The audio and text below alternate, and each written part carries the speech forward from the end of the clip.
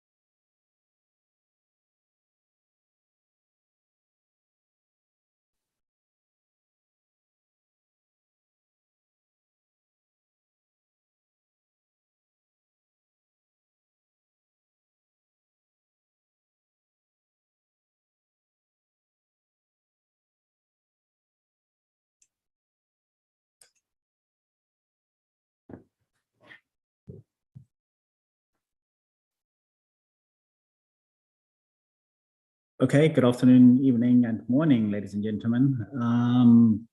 Just before we start, the meeting is being recorded. There is transcription available. Just click the live transcription mark, and the transcript will be available after the meeting as well. A summary report will be available next week.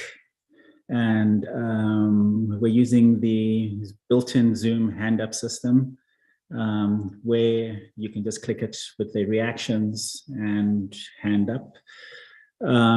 Please wait until the chair calls your name. Again, this is the second day of the MAG meeting, so MAG members do have preference, but observers as well can interject. It's up to the chair's discretion. So when he calls your name, you can make an intervention.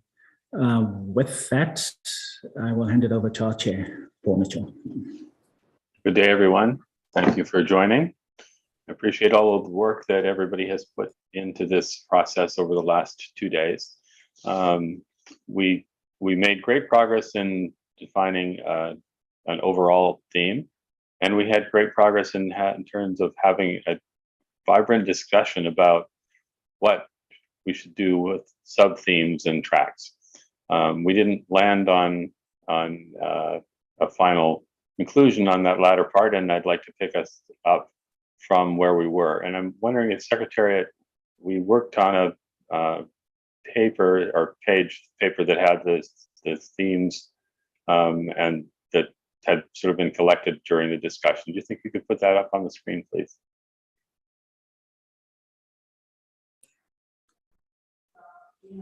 Yes, we can. Just give us 30 seconds.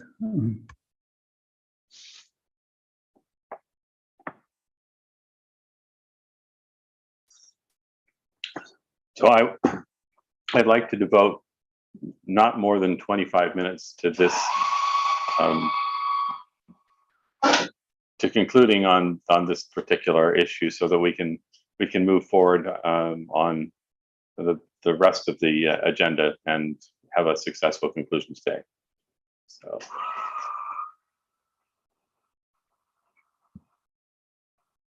We have also shared it on the MAG mailing list, so those people, if you want, you can access it.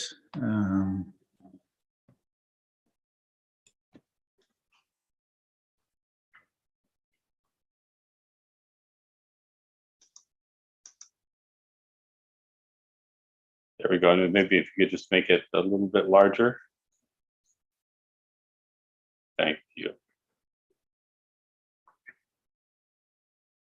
Okay, so I'd like to pick the discussion up. We had a vibrant discussion between Courtney and Adam on parts of this set of issues, and wondering if, having thought about things overnight, anyone has something new or new to propose, or a new insight, would like to make an intervention.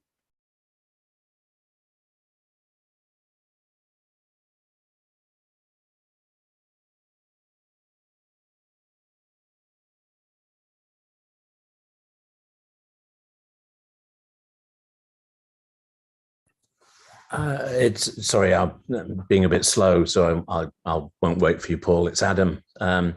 Yeah, I wanted to draw everyone's attention to another document that was produced, and Bruno sent it around to the MAG list a little earlier. Similar in, sorry, I'll start my video later. Similar to the Secretariat summary that you see, it's been sent to the MAG list. Again, it's trying to focus in on the 5 themes, using the common agenda as a, for want of a better word, target, trying to think about who our audience is. And I think it's important to remember that while we can use the Global Digital Compact as a sort of lens for this audience, they would not, of course, be the only audience, but you're producing an output with a particular target in mind. Of course, all these sorts of targeted messages, or these more specific messages, would be relevant to other regional and national policy dialogues, and would be helpful to encourage further, excuse me, further multi-stakeholder participation in those forums. So we're trying to say that this is a set of outputs that not only are we looking at the UN processes, particularly the Global Digital Compact, but also it's an example of how multi-stakeholder processes are able to and do produce tangible and useful outcomes. So while the compact is a target, it would of course not be the only use. And then I think others can talk to the actual topics that we may want to include, or the issues that we want to focus in on. But I just wanted to mention that other document, and you will see it in your email from Bruno probably about 90 minutes ago. Thank you. Thank you, Adam.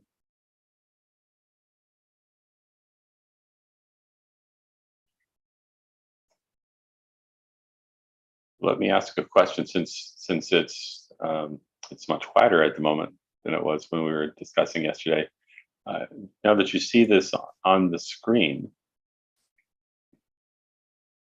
sort of with summarized from yesterday, and having listened to just what Adam had to say, is there anyone who feels that this collection, as in front of you, is insufficient to allow us to proceed?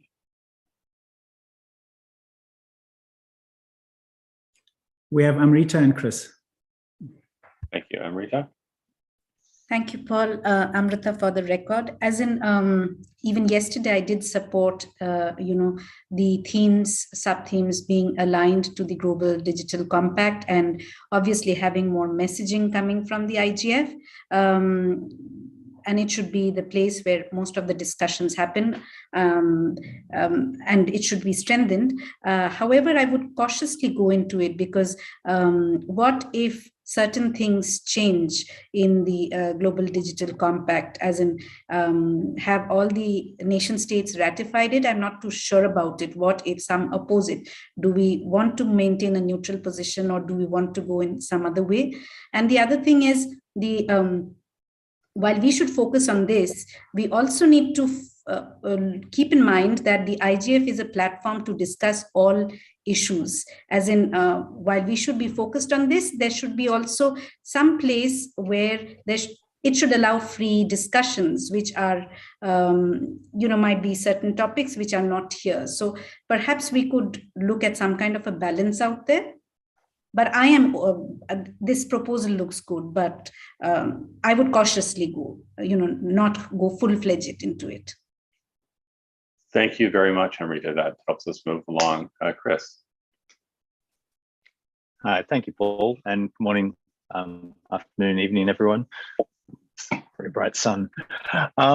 I also, I think I support this approach, and thank you, Bruno, and everyone who worked on the document. I think it works very nicely, and I think what we see from the Secretariat here also quite helpfully distills the themes down to a sort of more manageable number, and gives us some focus for our output and for what we're trying to achieve. I think the caution I would have is perhaps in relation to the language in the document. I think talking about reverse engineering the whole IGF to suit the Global Digital Compact work, the extent to which we should go. I think we need to acknowledge that we need to have an important role in that Global Digital Compact work. The IGF absolutely, as the only multi-stakeholder UN to be deferred to in many ways in that work. But the UN is certainly not our only audience. There is a lot of work that goes on outside the UN, and the IGF needs to be engaging with that and also responding to that. But that said, I think it still is a useful way for us to structure our own work by taking heed of the way the Global Digital Compact has been conceived. And I think this looks like a way to do that usefully. Thank you very much. Thank you. Changitai, you have your hand up. Yes, I just wanted to answer Amrita's question about the components changing. I don't think the components will change because they are in the Secretary General's report. And also, there was a discussion Monday, Tuesday, and Wednesday on this by the member states. And I don't think there was any real controversial argument against any of the components. But then again, I do want to be corrected if I'm wrong by Wyman or Dennis if they're listening in from New York. Thank you, Changitai. Adam. Thank you. I agree. I don't believe the digital compact will change significantly because it's coming as a Changitai, of course, knows more.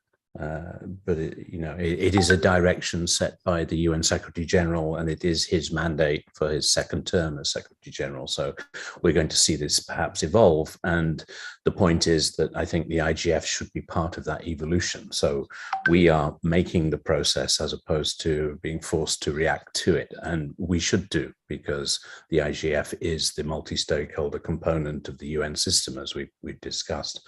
And we're also looking towards this tech summit in 2023, the IGF working group, the strategy working group, the MAG strategy working group has already made suggestions for us as the MAG to state our wish to be involved in that and the digital compact. So I think there's a consistency here. Yes, I do think that we have to have other issues, but let's not end up where we end up every year, which is every issue under the sun. I think it's clear from the venue, for example, we can't do that. We're not going to be focused if we have every issue under the sun, however much we want it. the MAG has discussed since 2006, whether it should be open or, to every issue, how many workshops there should be, etc. And this would seem to be an ideal opportunity to do what many MAGs have discussed, which is to focus in and not have the, as I said yesterday, 1,000 flowers bloom. I'm not entirely, anyway, that I do not, let's not lose the notion that we want to focus this IGF. We need to, we've been instructed by the UNSG to be focused. So let's do that. Thanks. Thank you. I'll note that there are some challenges with some of the wording.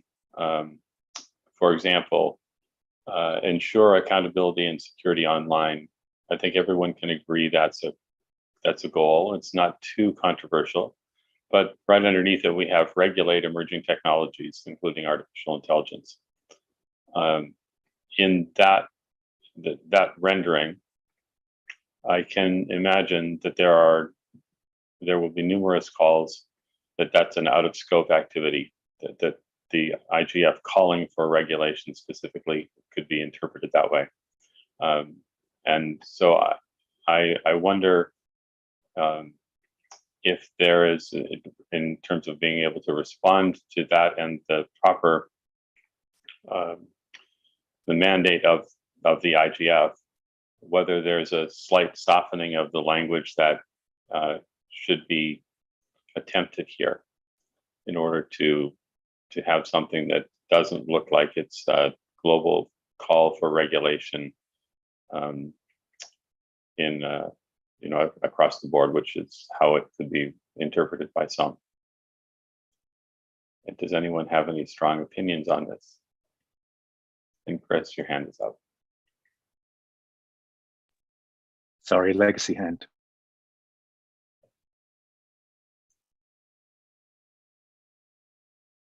I'll further, thinking about it, I think the challenge here is not boiling the ocean and finding perfect words for everyone, because I don't think that they exist.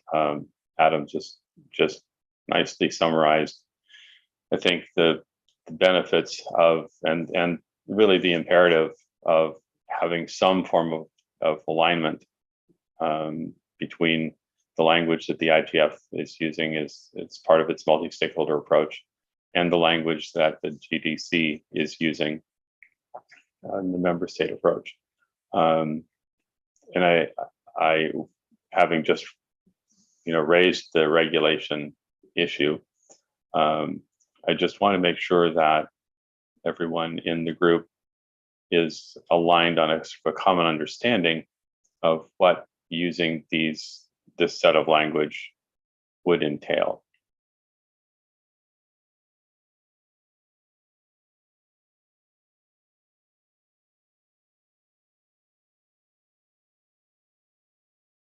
Timea.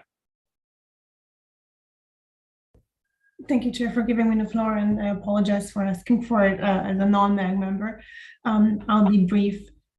Just two issues around the themes. I think the 5 overarching concepts are the right ones, and these are the ones that we've discussed extensively yesterday. So we're heading in a good direction.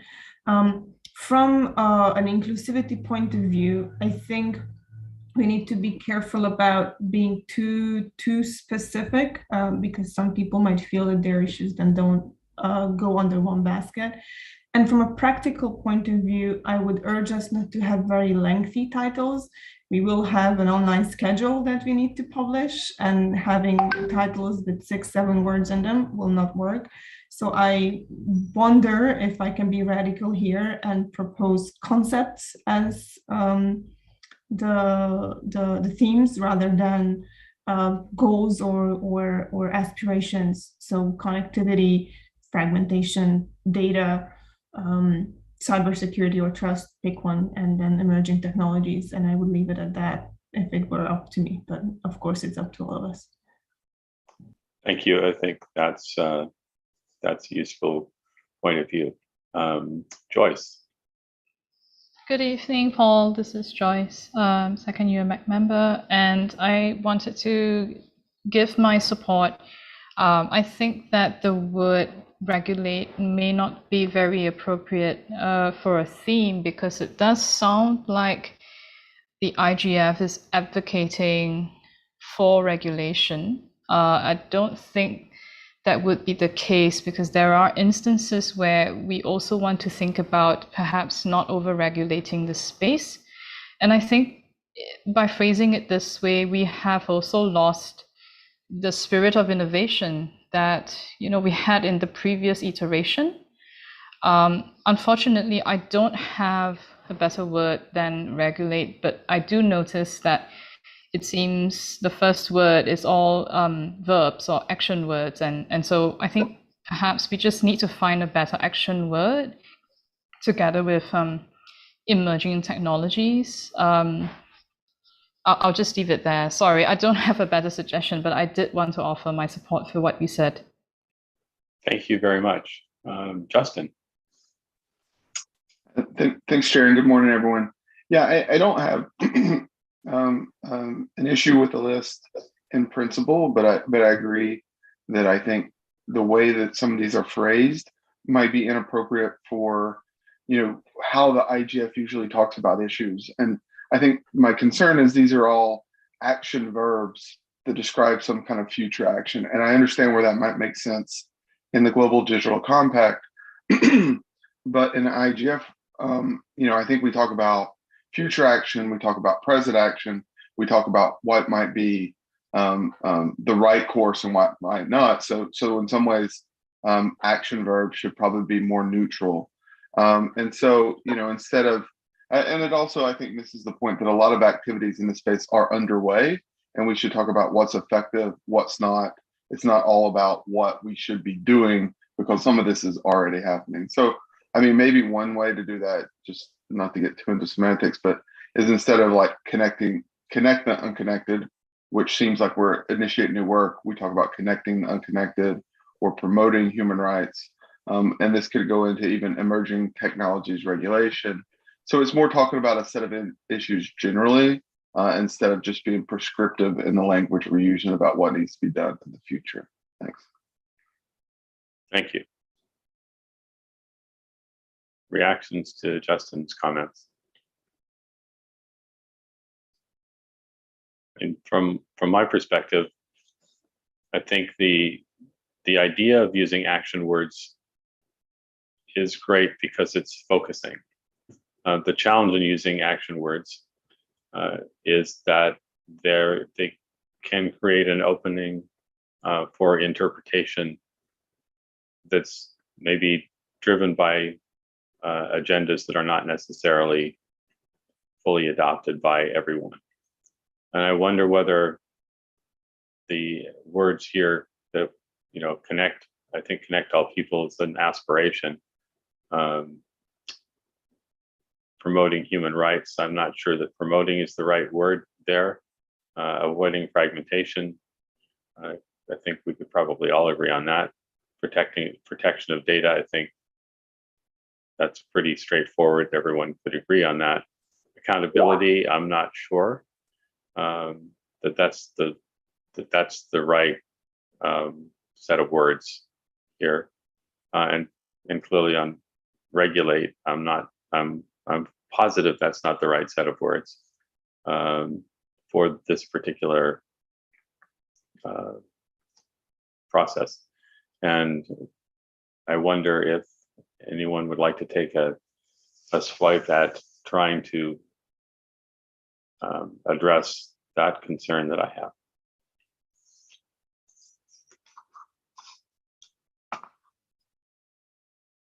Let's see, Chris, you've proposed that adding ing works. I don't necessarily disagree.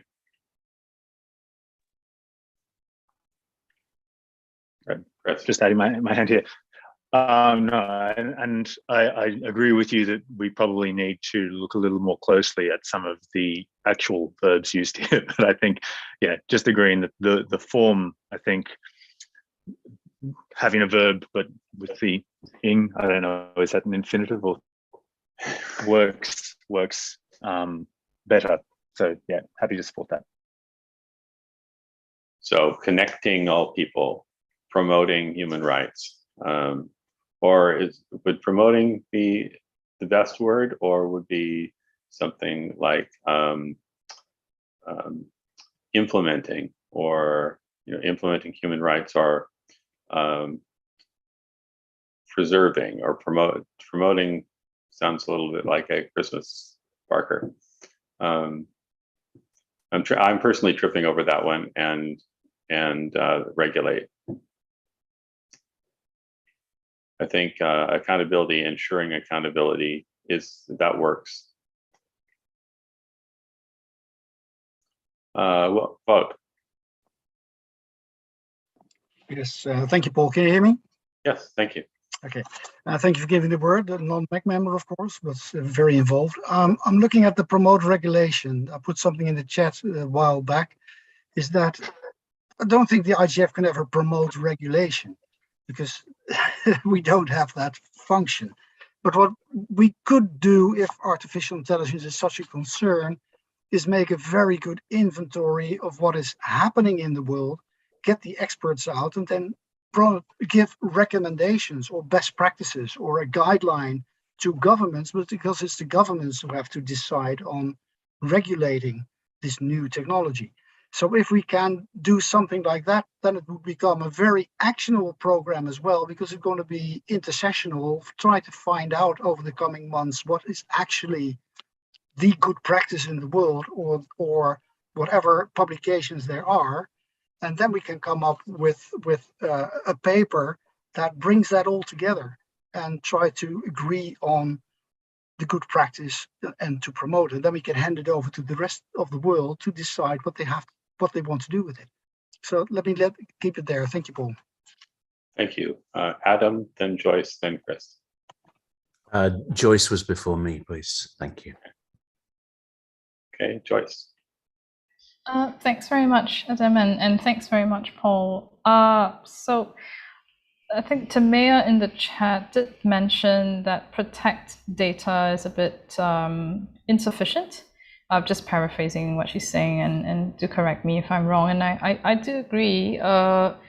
It's a bit strange just to say protect data, and then what happens with protecting digital rights or protecting privacy.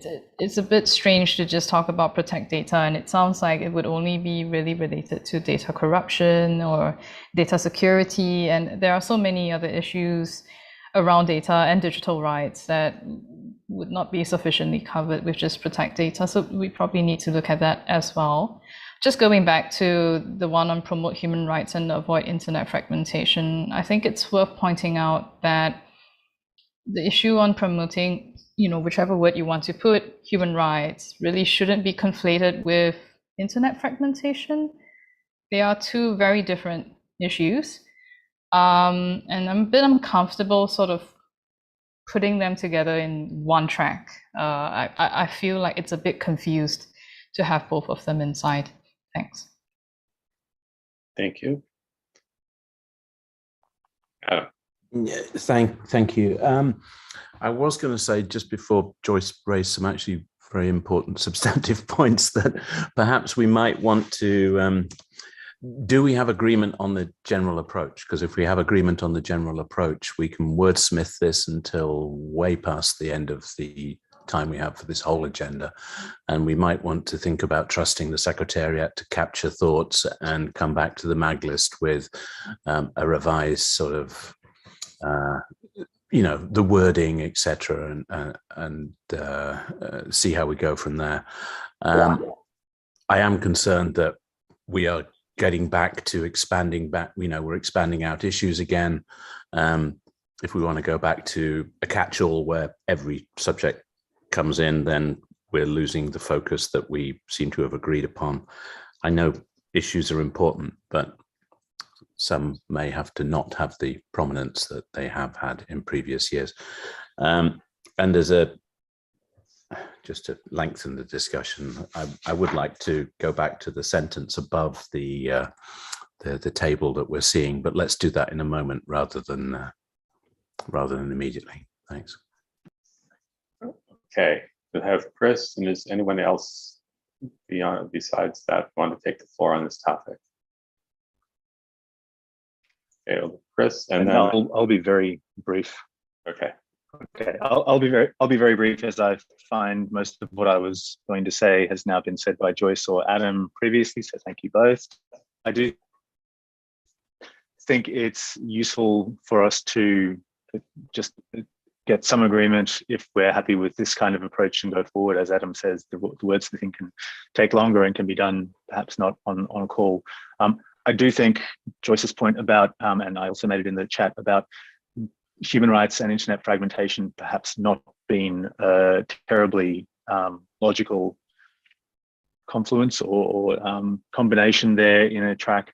I would personally, or perhaps even on behalf of the technical community, think that internet fragmentation is a broad and important enough issue that, and I'm sure others feel also the same about human rights, that putting them together like this sort of could tend to dilute the importance of either, and perhaps not in a terribly logical way. But this is perhaps work for.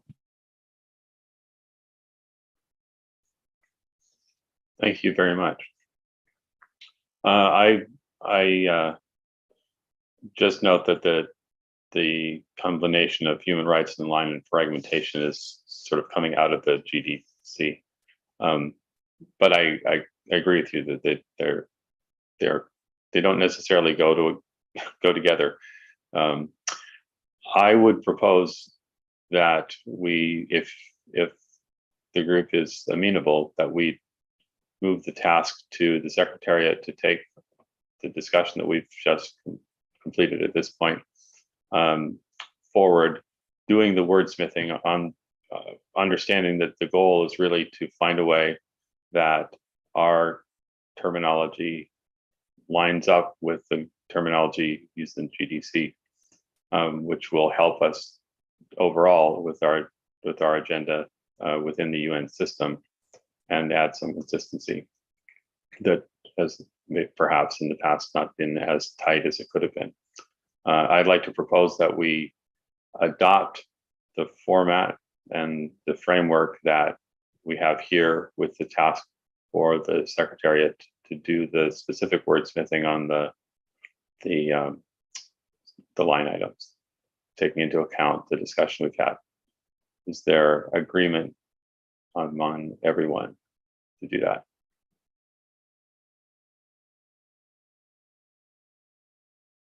Sensing no disagreement, then we'll move the agenda forward, and as I just described.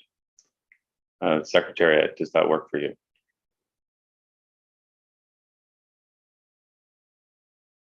Yes, it does.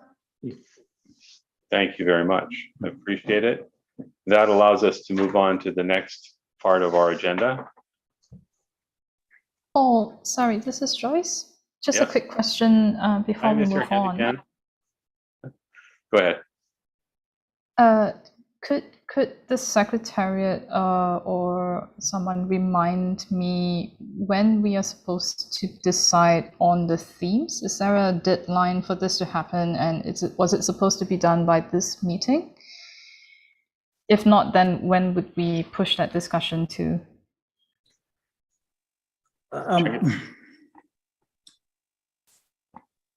Sorry, as usual, the mute button. We would want to have gone as far as possible in this meeting. And this meeting, I think we have gone quite a lot. We have the main theme, and we have the framework, and we've basically, we are almost there. So we're gonna start from next week on really refining it and doing the wordsmithing. But the real deadline, of course, is it has to be done before the call for proposals. So as soon as possible after this meeting is basically the answer.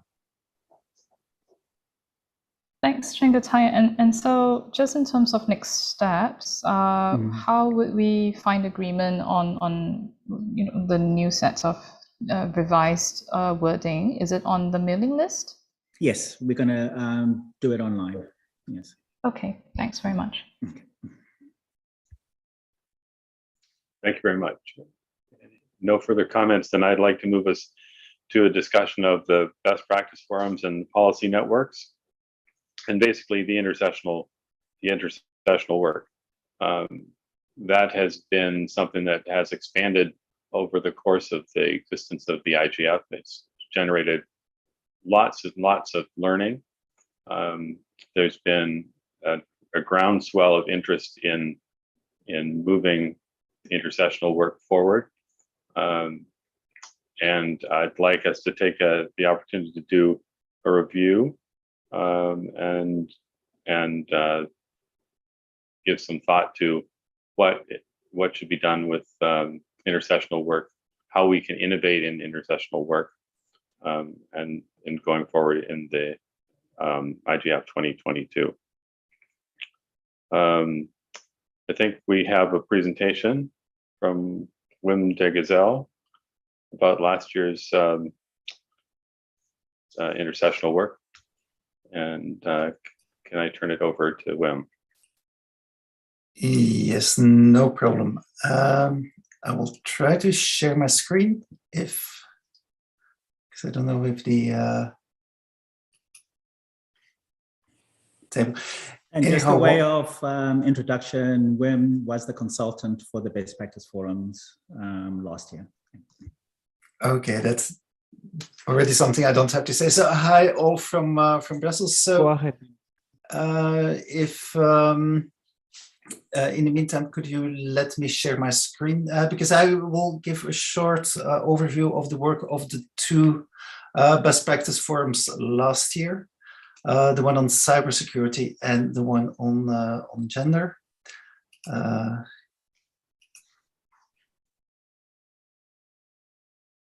Okay. Just need to.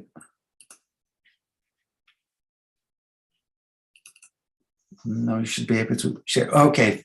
No, it works. So I will give a brief overview of the work done with focusing on how the BPFs work, I think, and that is based on some criteria that were suggested by the BPF on BPF and also then confirmed by the MAG 2 years ago in 2020.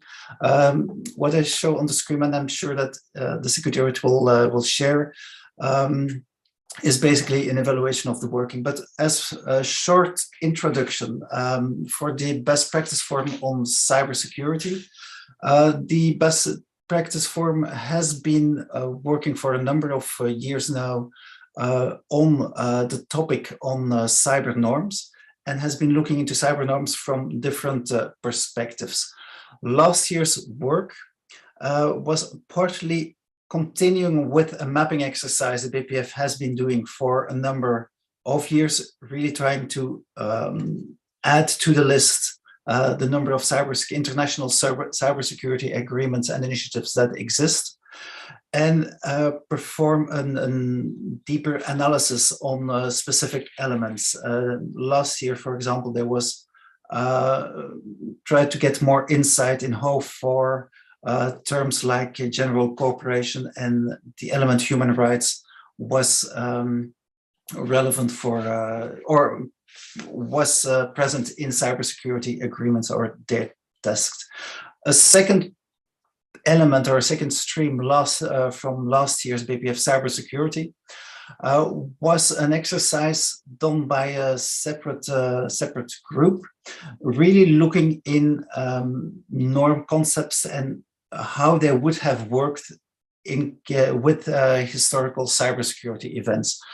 The research question they asked is, would a norm that existed, of course, later, would it have been effective in mitigating the effects of a cybersecurity event a couple of years earlier. And the conclusions there was that, of course, luckily cybersecurities would have helped. And they underlined as part of their conclusions that it is really important to listen to the voices of the people that were affected in the events, because they give some extra nuance and a better understanding. And one of those understandings the BPF flagged in its report was that there is still a gap in an understanding of the roles of the different actors that are there and that could help each other to mitigate or to react in case of a cybersecurity event. That's for the content of the work that is summarized in the report. The BPF had, like I said, had its own or organized its own working plan. It had 4 virtual calls throughout the year, but that should really be put in perspective. What happened for the BPF cybersecurity is that early on, they sent out a call for interest for people that wanted to join one of their 3 working streams. Like I said, the 2 were content-based. A 3rd working stream was more focused on outreach. So at that moment, more than 50 people replied and signed up to one of those 3 working streams, and they worked, organized themselves. I mean, there were separate short calls that were not really announced or that were not on the agenda, just to make progress and collaborate. The 4 calls the BPF organized was really to give an update to the work. Also, the BPF, of course, as it's a continuing BPF, had the mailing list or could continue to use the mailing list, which now has 400, close to 450 subscribers. Traffic and discussions on the mailing list, and partly because of the way the BPF worked, was relatively limited. The BPF, I will not. The links are there, and I'm sure the document will be available. So the BPF process is documented on the website, and our draft outputs were shared ahead of the IGF meeting, and there was a session organized during the IGF, and then a final output report that was published after the IGF. One element for the BPF cybersecurity I would like to flag is that the BPF shared its key findings to the open-ended working group on in January, if I remember correctly. That was a great opportunity, a call for stakeholder input from the open-ended working group that went out, and the BPF was allowed and had the opportunity to really present their findings, but also the work that had been done in previous years. Then I will quickly move to the other BPF, the BPF on gender. The BPF on gender focused on gender disinformation, the use and spreading of false information online to attack and undermine people based on their gender and weaponize gender narratives for political, social, and economic reasons. This is a relatively new concept, so part of the work of the BPF went into exchanges on the definition itself, trying to understand and work out different definitions, and also define, look into forms gender disinformation appears. It looked, for example, at youth, journalists, politicians, and also in everyday events. Specific for this BPF is that they came to the conclusions in the discussion that it's probably too early to really talk about best practices, as it is really an evolving topic, but they tried to list try to look more into how different stakeholders try to respond to the cases of gender disinformation. I would like to end with talking about the content, saying that there was a session at the IGF during the IGF, which also formulated a number of calls to action, focused on the importance to engage all political players, and also to connect gender disinformation with other human rights, and flagging that IGF and UN forums could play a role there. Looking now back to the table, to the evaluation criteria, the BPF had a large number of virtual meetings. So there were 8 open virtual calls between 8 and November, between May and November. Specific for the BPF on gender is that the first set of calls, they organized learning sessions, 4 or 5 calls, if I remember well. They invited 1 or 2 specialists really to present on their view or the work they were doing on gender disinformation. And this was an important first part of the work. The summary document was produced, which was then also included in the final document. The rest, I think, of looking back to the evaluation criteria, there is an active mailing list, but the main comment here, there are a number of subscribers, but the real discussion happens at the calls, not that much on the mailing list. But also the BPF produced a draft report, which was then updated after the BPF session. That is in a very high speed an overview of both best practice forums last year, but happy to answer any questions or provide more detail. Thank you very much. We'll just take a couple of minutes here if there's anyone who has a question or an intervention. I'd like to not take more than about 5 minutes at this point. No one asking for the floor, then I'd like to thank you very much for your presentation. It was great. And it really highlights the innovation that's happened since the IGF began 17 years ago. And I'm personally looking forward to seeing how that innovation gets carried forward in the coming year. But I'd like to turn it over to Anya here to give us a little recap of the takeaways from last year's work. Thank you, Chair. It's Pascal from the IGF Secretariat. Okay. I will be doing this presentation. No.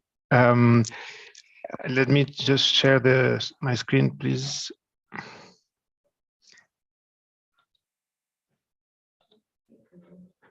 Can you see it? Yes. Thank you.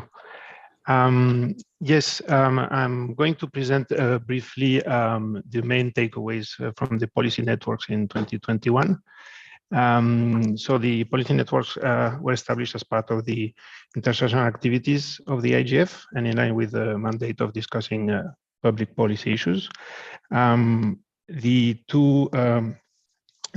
two issues for the policy networks that were decided were one is policy network on the environment, which was established following attention on the topic of environmental sustainability at the IGF 2020.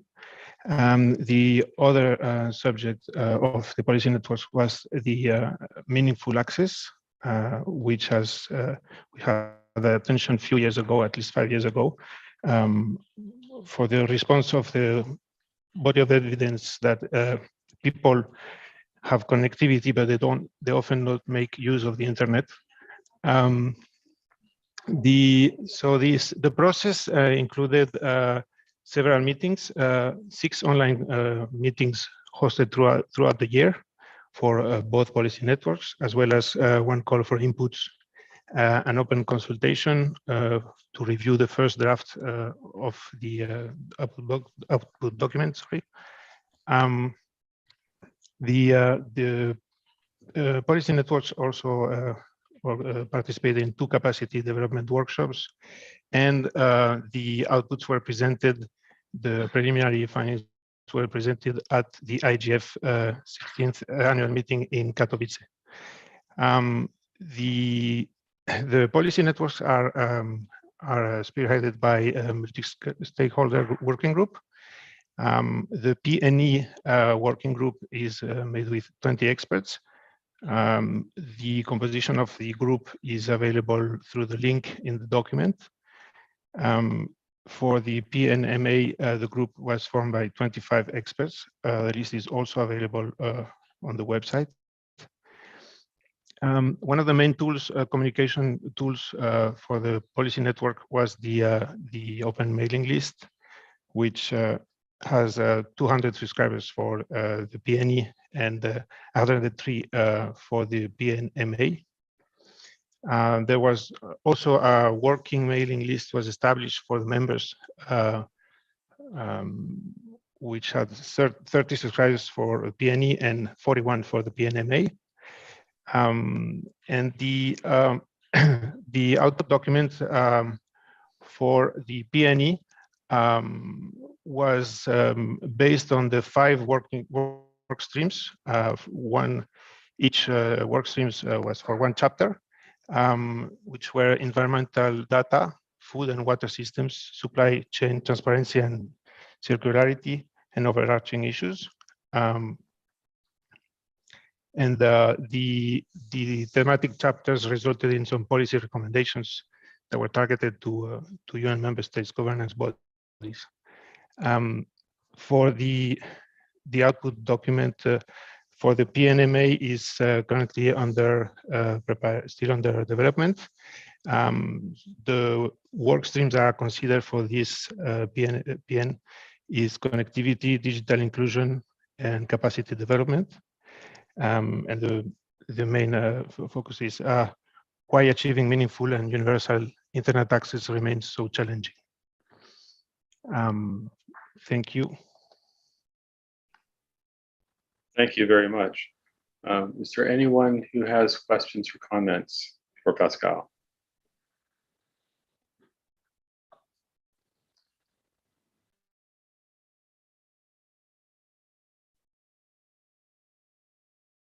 Okay, I'd like to turn the discussion to.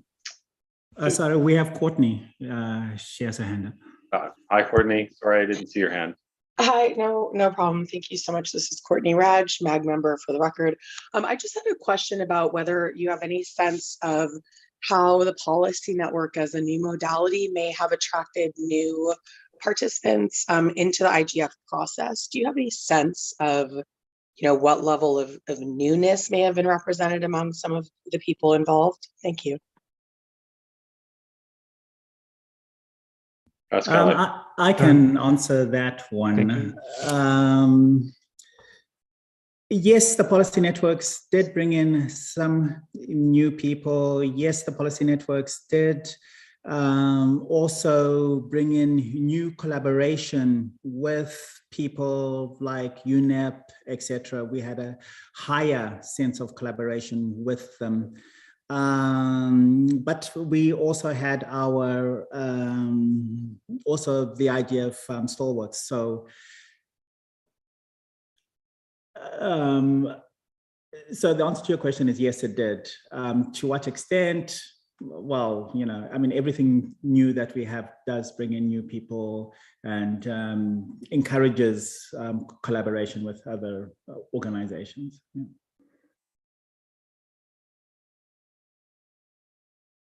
I hope that answers your question, but I think that yeah.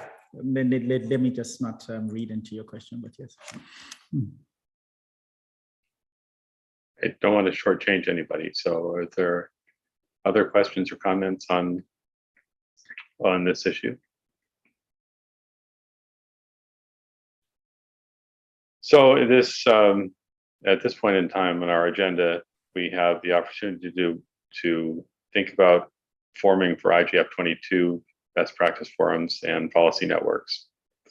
And taking advantage of what we've just learned from the two presentations, I'd like to turn the conversation to how we should engage in promoting and supporting intersessional work generally, and specifically what we should be thinking about for best practice forums and policy networks. And I open the floor to anyone with comments.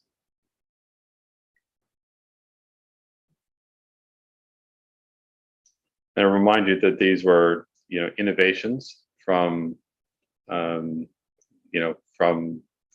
the experience that's been gained over the course of the life of the IGF, and as you've seen just in the presentations, they've resulted in tangible and useful outputs. Henriette. Thanks very much, Paul, and apologies, I'm sort of dropping in and out, and it's when I do drop in, it's really good to see the meeting go so well. And I just want to quickly respond to the policy networks in particular. I think they are really a very interesting new modality. They were initially thought about, in a sense, in a follow-up to the ideas in the high-level panel on digital cooperation, the ideas that the IGF should have policy accelerators, observatories, in other words, the IGF plus concept. I think the challenge was that we moved ahead with establishing them before we really thought through the concept of the policy networks as a longer or medium term way of generating more IGF, very focused policy debate and policy recommendations. So I think the content, obviously they are very relevant topics. There's no question about that. And I think there's clearly a need for those topics to be explored further. I think the modalities need to be thought about, how these policy networks then interact with policymaking institutions, issues of the legitimacy of their policy recommendations need to be considered. So in other words, for me, the question really is not so much should they be or should they not be, and how they can operate and be most effective would be valuable. And it's probably premature, I think, to scrap them, but I do think it's really worth thinking about how they can operate and the role that they play in the IGF ecosystems. I think with BPFs always, again, there's really value in those BPFs. Again, I think the relationship between what is discussed at the IGF, what the BPFs focus on, and identifying when a topic is really a BPF topic. To me, that still sounds as if it is quite challenging. The idea of BPFs is that they tackle mature topics, that where best practices are already around, but it's very often found that when you get into a topic, you have to learn about it first. So again, I don't have any particular advice. I trust that you and the MAG will come up with the right decision. But I do think the policy networks need a little bit of thinking at a big picture level in terms of how they really can strengthen the IGF ecosystem before one decides what to do with them next. Thanks, Paul. Thank you very much. Amrita. Thank you, Paul. As in, from the BPF Gender and Digital Rights, there were a few things which we wanted to share as to what, we took a feedback from our mailing list, as well as certain suggestions that if the chair and the MAG permits, perhaps if we could share it as to what we think are the places in which we can propose to work. And there is also an idea of trying to link the work with the IGF, the themes this year in some way. If you could give us 3 or 4 minutes, we would present it. Okay, you've got it. Thank you. Anya, would you be able to share the presentation? And I will also share a link to a document which we have. So basically what we did while Anya shares the screen is we took a feedback as to what people think. The next slide, please. Of what people think of the work of the BPF. So most of them expressed an interest to continue. There were good reviews expressed, and it was it was shared that there has been a lot of stride which has been made over the couple of years, and members feel that the conversation should not only be related to gender-based violence, but focus on other issues such as digital rights, focusing on data. Sorry, it should be date. It should not be data with respect to gender identity online. Though we are still synthesizing the feedback which we got, and we are also thinking, but there were a few ideas which came to us. The next slide, please. So Bruna is here, but she's traveling. However, Bruna or Courtney can obviously intervene. One of them was how technologies and tech can affect our basic rights, assess the influence tech has on the rights to identify online, as well as different forms of gender expressions, investigate the ways in which female and non-binary communities interact with technology, and what aspects from technologies are relevant for these groups. And then there was another option, which is impact recently enacted on proposed regulations all over the world on women and LGBTQI communities, raise awareness about the horrid impacts some regulations have on the direct well-being of these populations and communities. And also, find how collective power could be used in these conversations. This will be shared. The link is shared. Since I have less time, I'm not going into details. There was also, possibility to explore integrating the BPF's work with that of online security for a more transversal approach on innovative take on the discussion. Lastly, gender and the data divide was something which possibly was thought could be explored, because not only women have lower levels of connectivity than men, but women are underrepresented online and in data, and fewer women use social media, blog, or contribute to Wikimedia than men. So this was the first order of implications for representation online, perspectives, access, knowledge creation, etc. But it also has a second order implication in terms of the data sets created, the algorithms developed, and the machine learning that takes place. What are the implications of the data gender divide in terms of creating sustainable, just, and rights-based common future? So these are not crisp, solutions, but general ideas which we have. But the last idea is more relevant to the themes which are being discussed at the IGF this year. When we are talking about divides, when we are talking about access, when we are talking about data privacy, when we are talking about security. So all that blends into it. And this is something where possibly we could focus so that it is more sharper and it is aligned to the theme, what we hopefully would be discussing in this year.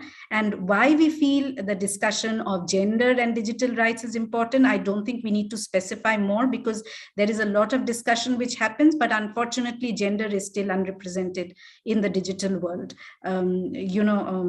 And there's a lot more to be done, be it algorithmic, prejudices or everything, it is still prevalent. So this definitely needs discussion. So thank you, Paul. I don't know whether Courtney or Bruna would like to add something, but that's all from me. This is Courtney. I would be happy to just jump in here and add a point. And also, I think it would be relevant to kind of follow up on what Henriette said about the policy networks, because I think one thing that stands out with BP Gender, which has been around for several years, and has taken different permutations, and we're thinking this year about this focus on thinking about the digital divide, but from a data perspective and what the impacts are, is that this is also, I guess, a question is, how can we link the best practice forums to the policy networks? Because if, as Henriette said, which is I think where we came from when we accepted the idea to create best policy networks, is that there are already a lot of best practices, and so we want to take policy forward. What responsibility do policy networks have to actively incorporate and reach out and learn from best practice fora, which are theoretically, should have a lot of, I think, information relevant for for policy networks? So I think that would be one question, and just would encourage other MAG members to provide some feedback on the general direction that this best practice forum would take for next year. Thank you. Thank you very much. Timea. Thank you, Chair. I don't want to jump in front of MAG members, and I see Bruna's hand is up. So if she wants to go first, I'm happy to wait my turn. Okay, Bruna. Thank you so much, Chair, and thanks to Mia. Just to add that ever since last year, we changed the focus from this BPF into a more broader one that would also bring the digital rights aspect, and that's pretty much fine-tuned with the Global Digital Compact. So maybe there is a point for us to continue the BPF gender and digital rights, but just as assuming that digital rights is the overarching issue for the whole IGF intersectional work. So that's it. Thank you. Timea. Thank you, Chair, and thank you for giving me the floor again.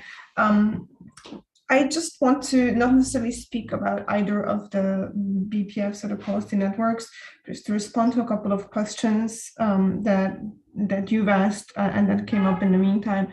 And this is in the spirit of only talking once. First of all, in terms of the value of the policy networks, I think our primary goal with adopting policy network as one of the modalities of the IGF was to respond to the call for improvements by the Secretary General in his roadmap towards the IGF, where I think the concepts were mentioned, policy incubators and accelerators, if I'm not mistaken. So I think policy networks were sort of a response to that impetus for improvement. So if only for one reason, I think we should give them a bit more time to become that improvement venue. I also very much like that they have an engaged and well-established steering group that moves the issues forward in terms of like a catalyst for conversations and work. So that's just a plus one for me to continuing with policy networks.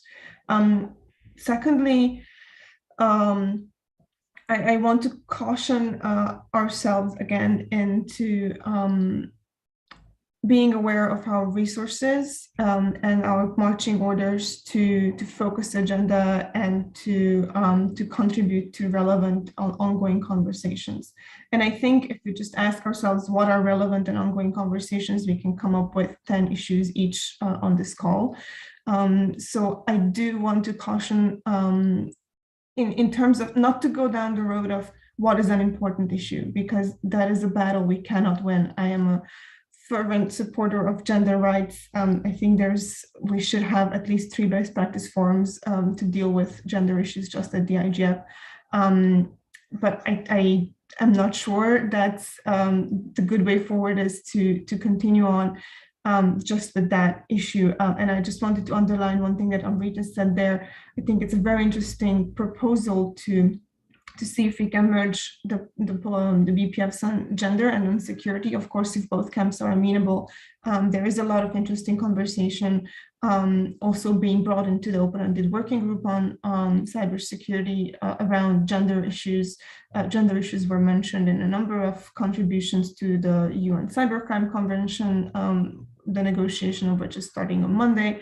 So I think there's an interesting way of us looking at what we have on the table, not discard issues that are important, but also thinking about how we can best optimize our resources to perhaps make room for some new issues. And in the spirit of newness, I just wanted to remind the MAG that there is a proposal on the table that is coming from the multi-stakeholder community for best practice forum on internet fragmentation. And I do hope that this meeting will give it due consideration. So thank you all. Thank you very much. Adam. Thanks very much. Yeah, I support the idea of keeping the policy networks. A little bit concerning that we haven't seen, I think, very much output or written reports from one of them. But what we're seeing with all of these intersessional activities, and we'll come to the dynamic coalitions. So you've got dynamic coalition and just policy networks. They're new. They've had 1 year to really make it happen. So let's continue to see how we can improve them. But the context is with these intersessional groups, you know, the dynamic coalitions, as I said, we'll come to those in a moment, were created organically, really. From 2006 onwards, they were an organic gathering of coalitions of interested people.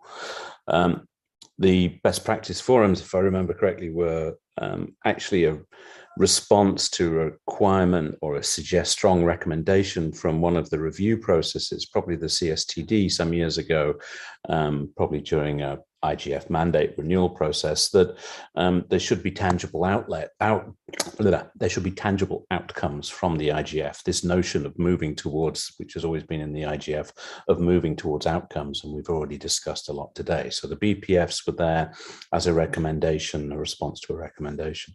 Policy networks, you know, the environment, I think, was an initiative supported and promoted by the Swiss government. It's very useful and very timely and important issue.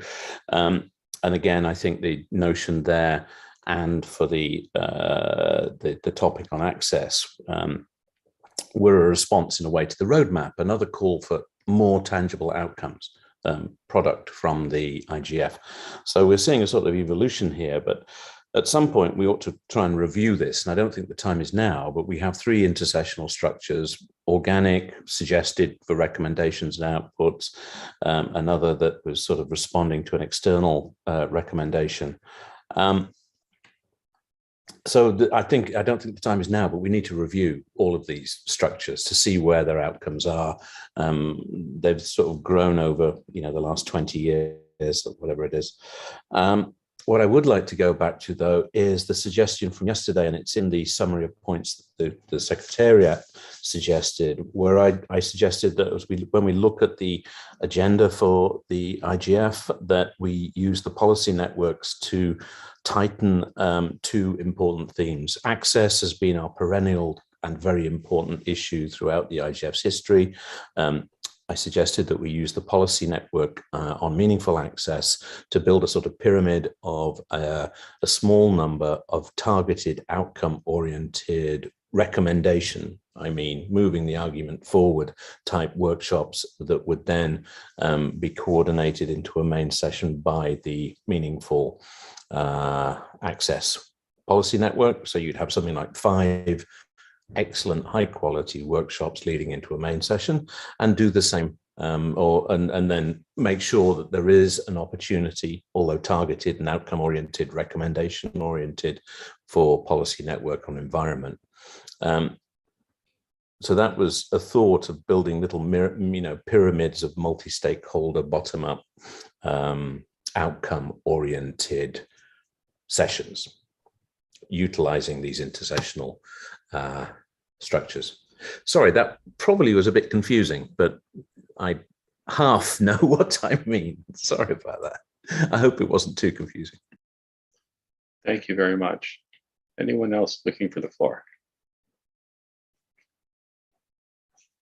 Just summing up a little bit, what I've heard, if I were to condense it, is that these have been innovations that are still in their learning phase, that there's support for the idea of them continuing and expanding, but needs some more attention paid to what the follow-ups are and what the linkages are between this work and other work that's going on to make it actionable. I've heard that themes need to be tightened up. I've heard that the linkages between issues need to be brought more more forward with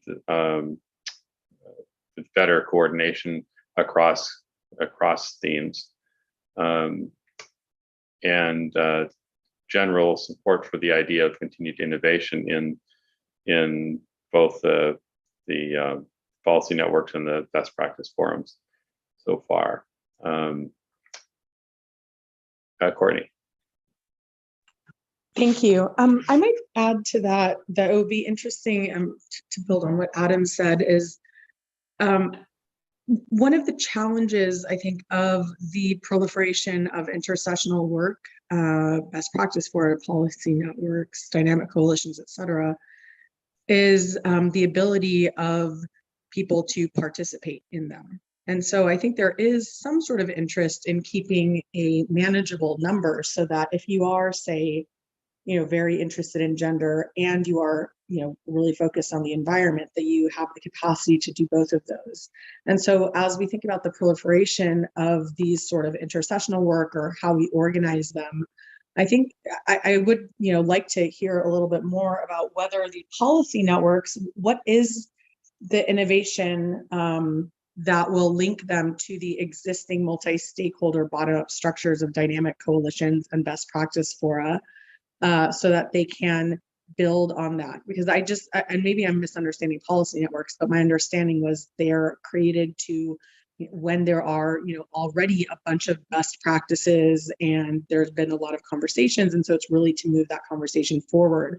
So I think one thing that would be good to hear from the policy networks, and I would like to, ideally hear about that, especially in the proposal for any new policy network, like the one on fragmentation, is how they will proactively include, reach out to, build on the best practice fora and perhaps to some extent, relevant dynamic coalitions work, and where those opportunities for collaboration are. Because again, I think everyone has, wants to put the time in to these processes, but you can only follow so many mailing lists and attend so many meetings at whatever hour of the day it is in your time zone. And I think we need to be cognizant of that as we think about this type of work. Thank you. Thank you, Chris. Thanks, Paul. Just to briefly follow on from Courtney's point, because I think it's a really important one, and it's also a bit what I was saying in the chat. I think we need to be aware that too much complexity in the different modality roles and different purposes of these groups is so I think if we're trying to grow the number of stakeholders that are actively involved here, we need to make sure we're providing them with really clear communication as to what is this structure that you might be contributing to, how is it different, or what is its purpose in comparison to the other structures that there are. Because coming into this, I maybe haven't looked into the policy networks enough myself, but I think the distinction between, say, a policy network and a dynamic coalition is not immediately straightforward or clear in this sense. So making sure we're very clear on that and have a good sense that everyone can go forward with and communicate effectively would be. I would just add that one thing that sort of jumps out off the page, so to speak, is that these are all fascinating topics that can go in multiple different directions over time. There's not a governance mechanism right now that defines when things start and when things end, and that leads to the temptation for things to go on forever, because there's always interesting things to talk about. And I wonder whether, in thinking through how to carry intersessional work forward from this point in time, whether we should consider some form of recommendation on how these can be put into practice so that they have a defined endpoint, rather than the total open-endedness that that can lead to expansion and sort of loss of focus. I'll just throw that out there for your consideration. Adam and Bruna, and then I'd like to move the discussion a little to the DCs and the NRIs. We have a couple of presentations there, but so Adam. Thanks, Paul. I just wanted to sort of clarification, really. My understanding is that we've mentioned this proposal for a new policy network about fragmentation, but it wouldn't be possible to have a new policy network. We don't have the resources unless one of the other policy networks or BPFs drops. Is that correct? So there's one out, one in is the sort of model. If I may, Chair. Yes. Yes, so we have 4 slots. So at the moment, last year, they were taken up by 2 policy networks and 2 best practice forums. So this year, we still have 4 slots. So, you've got choices. You can continue the ones from last year. You can drop some out and put some back in. But we've only got, basically, at the end of this discussion, the Secretariat would like to have 4 bullet points here outlining what the PNE and the best practice forums for this year are. Mm-hmm. Makes sense. Okay, Bruna. Thanks, Chair, and hopefully you can hear me better now. Just on like this whole discussion on shelving some BPFs and proposals and everything else, I think just on the gender note, maybe the point, the reason why this proposal keeps on coming back to us every single year is due to the fact that gender aspects and gender discussions are not yet fully implemented into the IGF agenda. And I know it's not entirely a problem with the Secretariat or with the MAG or with the workshop assessment, but mostly relying on what the community actually proposes. But there's still this feeling that we should do a better job into implementing those discussions. And maybe that's not maybe, this is why community keeps on coming back to us into like asking for more and more discussions around the BPF gender and digital rights or BPF gender and other marginalized communities into internet governance, because in the end of the day, this is still a very dominated discussion by men, and some aspects around gender and other communities are still not really looked upon. So yeah, just to back up this point about the BPF gender. Thank you. Thank you very much. Okay, anyone else want to take the floor? Chris, your hand's still up. And Joyce?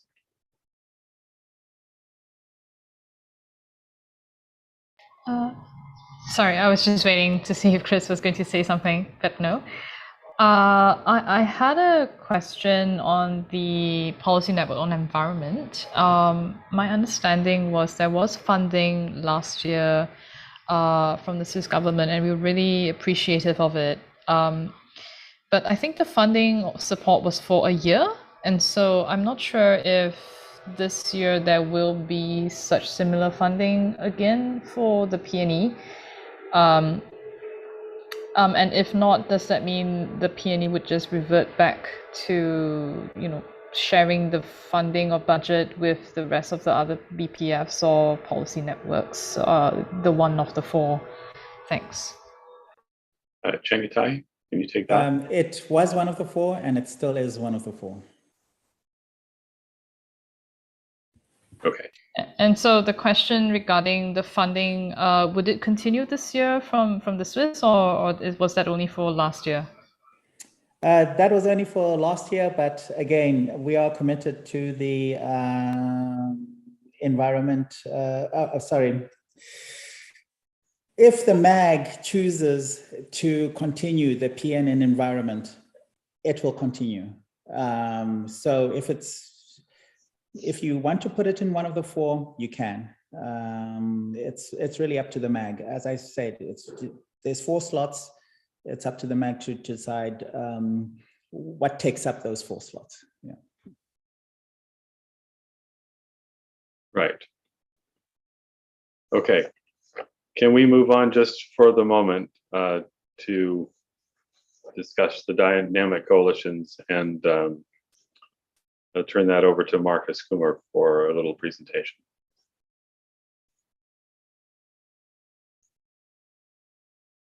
You're muted. Yes, I have to unmute myself. Hi, everyone. Congratulations to you, Paul, and to all the new MAG members. I have been the co-facilitator of dynamic coalitions for the past 7 or 8 years or so, together with Jutta and Adam now, who joined me. And several speakers have pointed out to the importance of dynamic coalitions in previous meetings. And also listening to the discussion just now, I think it's worth highlighting the difference between the other intersessional activities such as best practice forums, policy networks, and dynamic coalitions. Dynamic coalitions are entirely self-organized and bottom-up. They don't receive any funding from the Secretariat. Luckily, last year we had some Secretariat support in terms of a dedicated consultant who helped us with our coordination work, and we helped us in producing a paper on dynamic coalitions that highlighted the history of dynamic coalitions, where they come from, highlighted their achievements, and also explored avenues for future work. And I would thoroughly recommend to, especially to new MAG members, to look at this paper. The paper went through several iterations. The MAG provided input, and it would be helpful if you make yourself familiar with all the background of dynamic coalitions. Now, we had our first coordination meeting earlier this week, just ahead of the open consultation and MAG meeting, and we took stock a bit of where we are, and we decided also to take the paper we produced collectively last year as a basis for our future work. And our future work would essentially be based on 2 axes. One axis would be to implement the suggestions that are put forward in the paper, and mainly based around one suggestion to develop a common governance framework. The idea is not to produce detailed terms of reference for all dynamic coalition, one-size-fits-all approach, but rather build building blocks, look what is missing, and make sure that we adhere to some common principles. We started doing that 7 years ago when we all agreed to what we then called the 3 O's, that we have open archives, open membership, and open mailing lists. So all dynamic coalitions agree to this basic principle. But now the point will be, can we go a little bit further, define also what membership entails, what the basic requirements are for being dynamic coalition to be listed in on the IGF website. And the second point, and maybe more importantly, more relevant also to the MAG, would be to integrate the dynamic coalitions more into the overall IGF framework. The dynamic coalitions feel very strongly they are part of this framework. It's also mentioned in the Secretary General's roadmap that the dynamic coalitions play an important part. And here we would like closer work with the MAG. And we do have a MAG member, Adam, who is the official liaison between the dynamic coalition coordination group and the MAG. And there, the dynamic coalitions would like to contribute more also in terms of substance in planning of the overall program, planning of the overall, the main sessions, be resources for the substantive resources for the main sessions, and also work closer with the NRIs. We have tried in the past to organize calls with them, but it never really took off. And as various MAG members said, we are all very busy and it's difficult actually to make this happen. But there is a strong will on behalf of the dynamic coalitions really to be tighter, closer connected to the overall planning of the annual meetings and to really provide strong substance to this. And lastly, then also shape the future of the IGF when we look forward as part of the IGF Plus or IGF Plus discussions. Having said all that, there were also some concerns expressed by the DCs, and there's still a feeling that the visibility of the DCs on the IGF website could be improved. That is a technical detail, and I think we can look at this offline with the Secretariat, how to improve this. There was also a surprise expressed that dynamic coalitions were not reflected in the summary report of last year's meeting, not as in previous meetings. Now, we don't expect this to be deliberate, but more of an oversight, and we hope that this can be corrected. And there is already attempts afoot among the dynamic coalitions to produce a paper that would go to the expert group meetings, because dynamic coalitions feel it's important that the participants at the EGM will be fully briefed on the importance and the contributions of the DCs for the future of the IGF. And lastly, there was also a note of disappointment that the DCs were not to be considered as a group or as participants for the EGM, forthcoming EGM meeting in New York. But on all these points, I think my fellow co-facilitator, Adam, who is also a MAG member, may have some additional comments, and there may be representatives also for DCs who are on the call who may wish to jump in on this. With this, I thank you for your attention. Thanks. Yeah, shall I make a comment? So thank you, Marcus, and thank you. So yes, I try and act as a liaison from the MAG to the DCs, and we will try and make sure that that happens more. I should try and keep the MAG better informed, although it wasn't too bad last year, I think.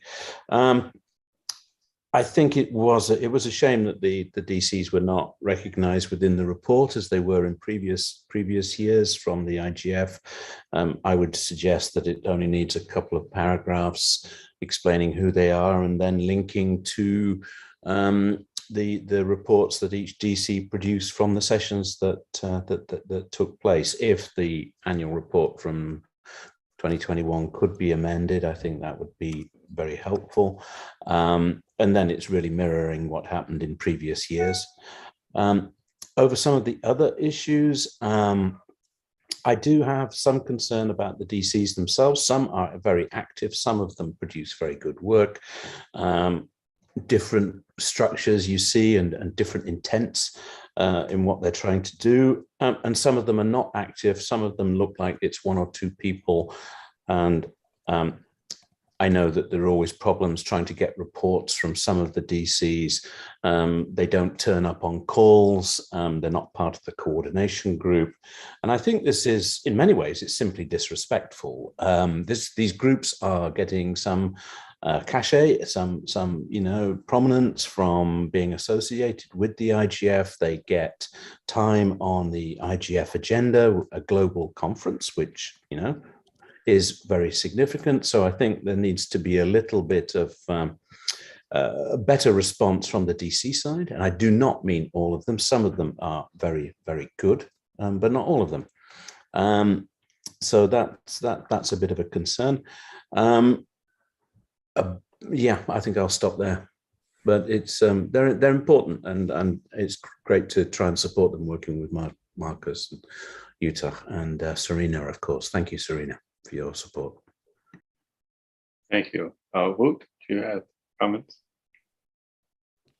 Yes, thank you, Paul. On behalf of the Dynamic Coalition Internet Standards Security and Safety, or IS3C, first I would like to express that one of my chairs leading one of the working groups lives in Odessa in the Ukraine, and I'm glad to say that yesterday he said that he was well, his family was well, and that my thoughts are really, really with him and his family. The world changed since I participated on Tuesday, obviously. That said, on the dynamic coalitions, our dynamic coalition is trying to come up with clear goals, recommendations on deployment of internet standards, on education on internet standards, on procurement of internet standards, to come up with toolkits and guidelines, perhaps even capacity building programs.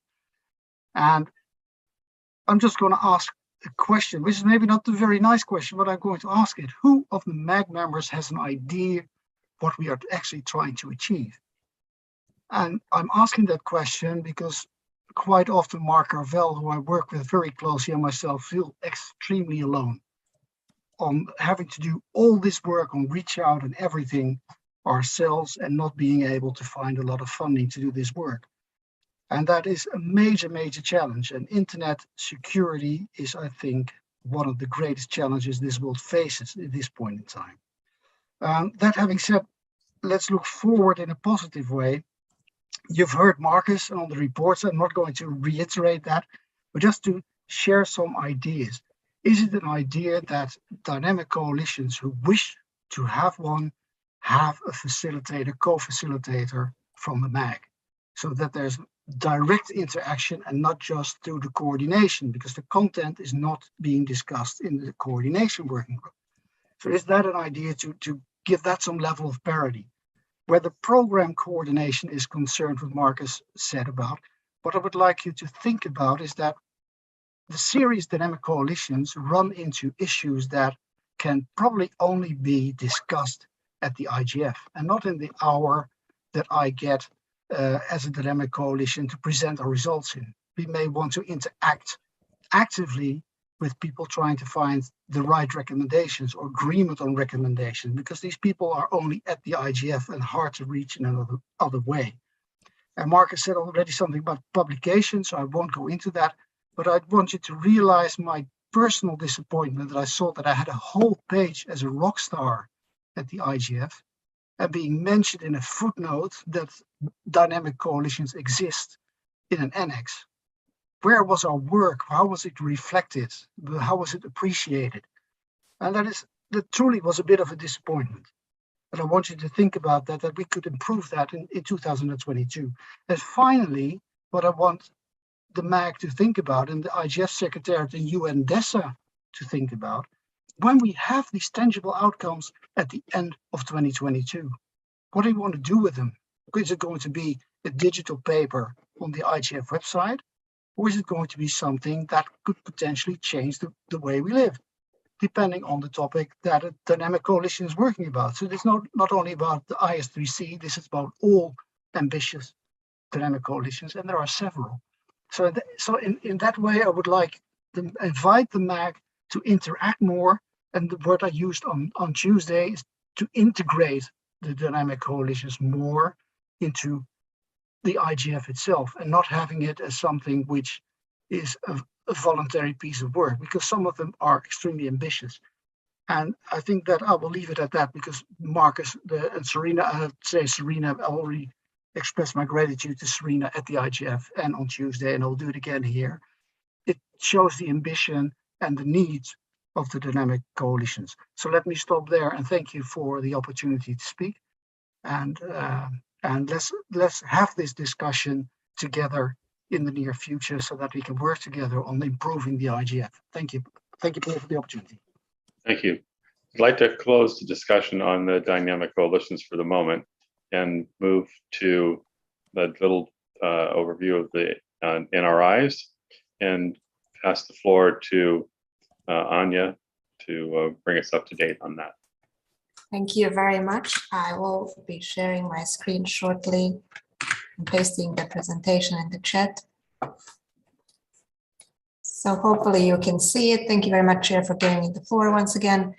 I will be briefing the MAG primarily on the current status of the NRIs as a network and on the goals for the 2022 IGF cycle that the NRIs will pursue. So in terms of the recognized NRIs, currently we're on a number 147.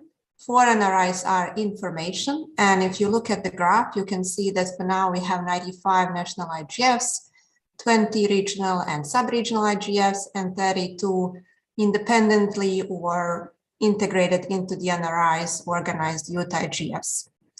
A couple of colleagues actually asked me about the number of member states where there isn't a national IGF process. And so you have this comparison in this second graph that hopefully illustrate nicely where there is still work to be done. Obviously, we're very thankful to the regional IGFs for allowing and creating opportunities for the communities that do not have a national IGF to be engaged into the IGF-like processes. I mentioned the 4 national youth and youth IGFs that we are expected to be recognized in the coming weeks. And you can see here basically which of those are to be recognized. So we have the National IGF of Chile and the Youth IGF, which is going to be independently set up, Myanmar Youth IGF, as well as the sub-regional Indian Ocean IGF. We've been having discussions for quite a longer time now. And you can see who are the NRIs recognized in the past couple of weeks, from Liberia IGF to Youth Nepal IGF, Youth IGF of Vietnam. Indian IGF has been finally recognized. They had a very good meeting last year. And then we've also confirmed the status of the Mozambique IGF, which for years, a couple of past years, was in inactive status with the IGF Secretariat's recognition process. In terms of the whole plans for the IGF 2022, I think it's good to mention that, and it's very important for the NRI's visual overview, that the new IGF website has created a whole set of new pages and features for the NRIs. Obviously, I'm sure that you're aware of how the NRIs are positioned on the new website. What I think a new update for you is that we are in a process of developing a live NRIs dashboard. So it will be basically a live update on the topics, issues, and participation records on the NRIs meetings at any point of time. And hopefully that will become available soon in this year. If you are interested to learn more about the NRI's processes, so not just about the information on their annual meetings, where are those going to be hosted and similar, then there's a section on the NRI's news, and there you can find some very interesting, I think, developments, process related for the NRIs. Geographically speaking, as I mentioned at the beginning, I think we do have a good balance in terms of the coverage of all the continents by the NRIs, especially, as I said, where we don't have the national IGFs. I think we have a very nicely developed regional and sub-regional IGFs, and colleagues are doing an excellent work there. And finally, to come to the objectives for this year. So currently the process for the NRIs to endorse 6 participants for the IGF expert group meeting happening in New York later in the March is underway. It's basically a process organically done by the NRIs, where the Secretariat just facilitates the overall consultations and ensure that the process is inclusive and open. There's accountability with the multi-stakeholder organizing committees. So that process will hopefully be successfully concluded by the deadline of the EGM school, which is 28th of February, so Monday next week, end of day. In parallel to that, the NRIs have responded to the IGF 2022 call for issues, and the Secretariat analyzed separately just the NRIs responses to support the NRIs network to understand what are the substantive priorities for this year for them, and what could be the topics for the NRI sessions, depending on those priorities. It is interesting that this year follows to a good extent the priorities from last year, and that cybersecurity, emerging technologies, and vessel access are indeed the topics that are of the biggest interest for the NRIs. But there there is a difference between what are the issues of the NRI priorities when you compare, for example, the overall results of the IGF score for issues for this year. The NRIs decided that they will not follow just a mere process of focusing on the numbers. So these topics that came through these qualitative analysis may not be the final decision. They will look at everything holistically and to understand what could be the topic and to ensure that they really partner together to create sessions which can provide regional specificities on particular issues of global importance. Individually speaking, the IGF Secretariat is in a continuous communication with the NRI coordinators and through that their multi-stakeholder organizing committees. A lot is happening on the NRI's individual levels, as well as you can see with the IGF on a global level, especially in regards to advancing the processes. And so you will, for example, see that the African IGF is having a completely new way to call for the membership of their regional MAG. The Canada IGF is approaching in a new way development of the process through having regular talks throughout the year. Then we have, for example, the EuroDig that is experimenting with how the program is being shaped through now engaging subject matter experts to help their multi-stakeholder organizing committee to define the focus areas. And similar, I do invite you to visit the IGF website. If you visit individual NRI websites, then I think it can give you more information about all these updates. The Secretariat certainly counts on partnering, collaborating with the NRIs on developing its capacity development framework as we did last year, and more information on that certainly will be available on the IGF website once the discussions conclude on that planning. In terms of the work plan, the NRIs in a bottom-up manner early in this year have endorsed work plan, which is basically a living document, which means it can be changed in its essence. But the focus will be obviously to plan the NRI's participation at the 17th annual IGF meeting in Addis. A lot will be hopefully done on the area of communication and outreach in regards to giving more visibility and promoting the NRIs. So we'll be working with our colleague at the Secretariat to ensure that that's implemented. On the NRIs agree that they will try to help each other, support each other on creating maybe stronger visual identity on a collective but also individual manners. So best practices in that sense among the NRIs will be exchanged this year, and some packages created that could be then used and adjusted by the NRIs. One of the requests for the Secretariat was to create a collaborative space where the NRIs can speak one-on-one about matters which are of priority for their communities. And so the Secretariat is now consulting with the NRIs to understand what within its capacity could be done. And then I mentioned at the beginning, capacity development framework very much features the NRIs. One of the goals for us is again to go with implementation and giving the grants to support the NRIs meetings implementation. And then probably as last year, we will enter again into developing some workshop modules, implementing workshops upon demand for communities that feel the need to benefit from these. So with that, I'll stop here and thank you very much for the attention. Thanks very much. I'll just open the floor for a few minutes for comments or questions to you.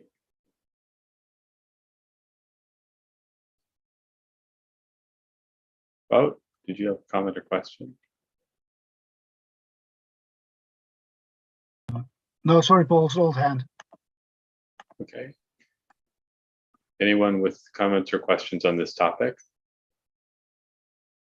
Hi, Paul. I do quickly, I hope. Anya, do you think the NRIs can be encouraged to follow the same sort of format and approach as we've been talking about, with looking towards outcomes and the specific themes that we're talking about this year, recognizing that they should, of course, you know, keep their national, regional priorities? That's a question. I think it would be good if we can have that linkage. And perhaps would it be helpful to have a call at some point, I don't mean now, perhaps June or later, MAG and the NRIs so that we can coordinate, understand better their overall interests, try and get all of us together, perhaps not all 147 NRIs, but a very good selection of them. And this might be, sorry, 3 issues.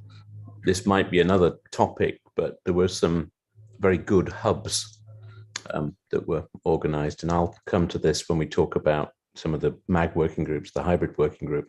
But I just wanted to flag that and sort of note how effective some of the NRIs and other organizations were in providing hub activities for the IGF last year. Thanks. Thanks very much. Thank you very much, Adam. Maybe I can briefly respond to the questions. In terms of sharing, I think, experiences and advice with the NRIs in terms of how they shape their program, obviously respecting their working modalities and the fact that they're organized independently in a bottom-up manner, that they're responsible to their communities to ensure that their communities' interests are on the agenda. I think it's certainly a good idea, and I, as an NRI's focal point, and I think the whole Secretariat will welcome the even stronger collaboration, cooperation, exchanges of ideas, lessons learned between the MAG and the NRIs. And I will certainly pass on all the conclusions from this meeting to the NRIs and encourage the coordinators to look carefully into those and see if that can be a useful material for development of their processes. And building on that, certainly, as I said, we encourage collaboration, cooperation between the MAG and the NRIs. I think we've seen such strong progress in the last couple of years. And in that sense, if a concrete proposal is maybe to organize an online exchange, a meeting somewhere in the middle of the year between the NRIs or a selection of the coordinators and the MAG, I will certainly pass on the information to the NRIs. As an NRI's focal point, I warmly welcome that idea and think it's a very excellent proposal. Once I explore with the NRIs, I'll write back to you, Adam, and then we can brief the MAG as well, and of course to the MAG chair.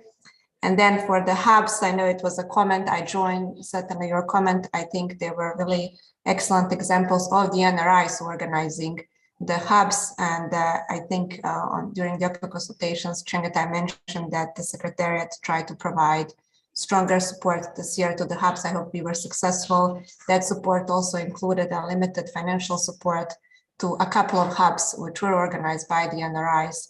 I think the records, especially visual records that were received from those hubs, spoke about the excellent organized participation at the IGF in Poland from the location of local communities. Thank you very much. Thank you very much. So at this point, I'd like us to take a break. As we go into the break, I think we need to be thinking about how we're going to allocate our 4 slots for the BP best practice forums and the policy networks. And so we'll come back after the break and with a goal specifically to figure out and adopt the ones that are continuing in our 4 slots. Just before we close for the break, anybody have an urgent item they'd like to bring up? If not, then we'll take I think we're scheduled for a 20-minute break.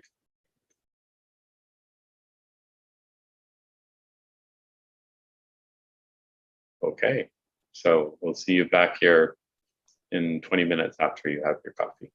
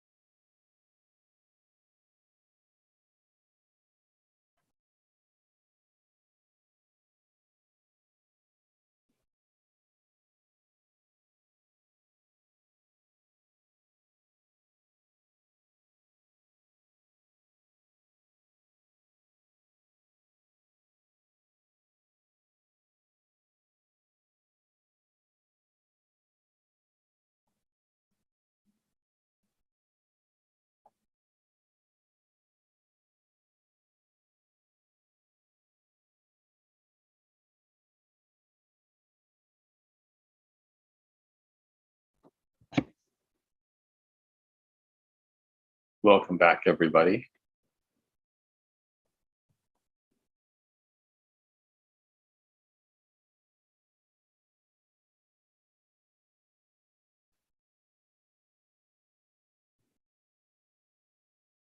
Okay, I think we're all back. I hope so. Yeah, thanks. Okay, thank you. We have accomplished a lot so far today. A lot of very good discussion. We have a very specific task we have to do, which is allocate our 4 slots for DCs and PNs, and sorry, BPFs and PNs. And we have a new proposal that's been made related to fragmentation. And it didn't come up as a specific issue or subtopic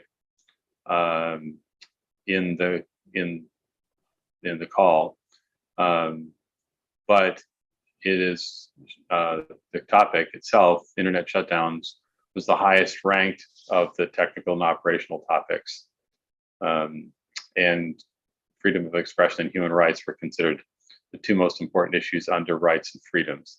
Cross-border data flows is the 2nd highest scoring issue under data governance. So we have 4 existing VPNs, or sorry, PNs, BPFs, best practice forums and policy networks, and we have a new proposal on internet fragmentation. If we keep everything going, that makes 5 out of 4 slots. So I'm wondering how we can move forward in terms of selecting the slots. My proposal would be that we effectively rank them, with the one that falls out being the one that doesn't happen in the coming year. But I welcome comments on this topic.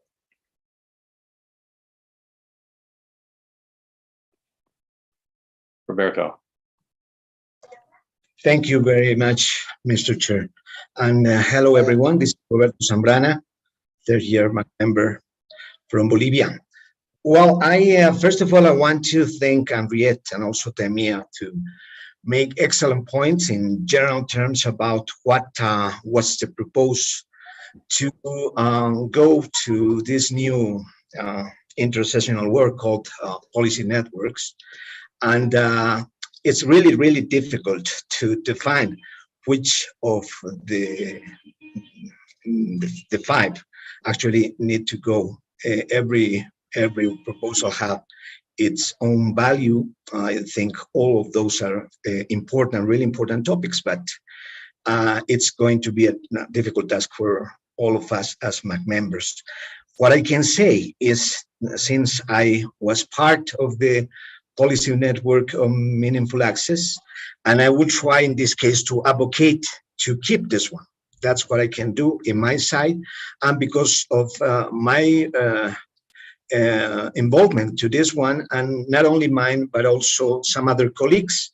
One that is still in the MAC, which is Karim Atumani, and other colleagues that are not with us as current MAC members anymore, but I'm sure they also following this process.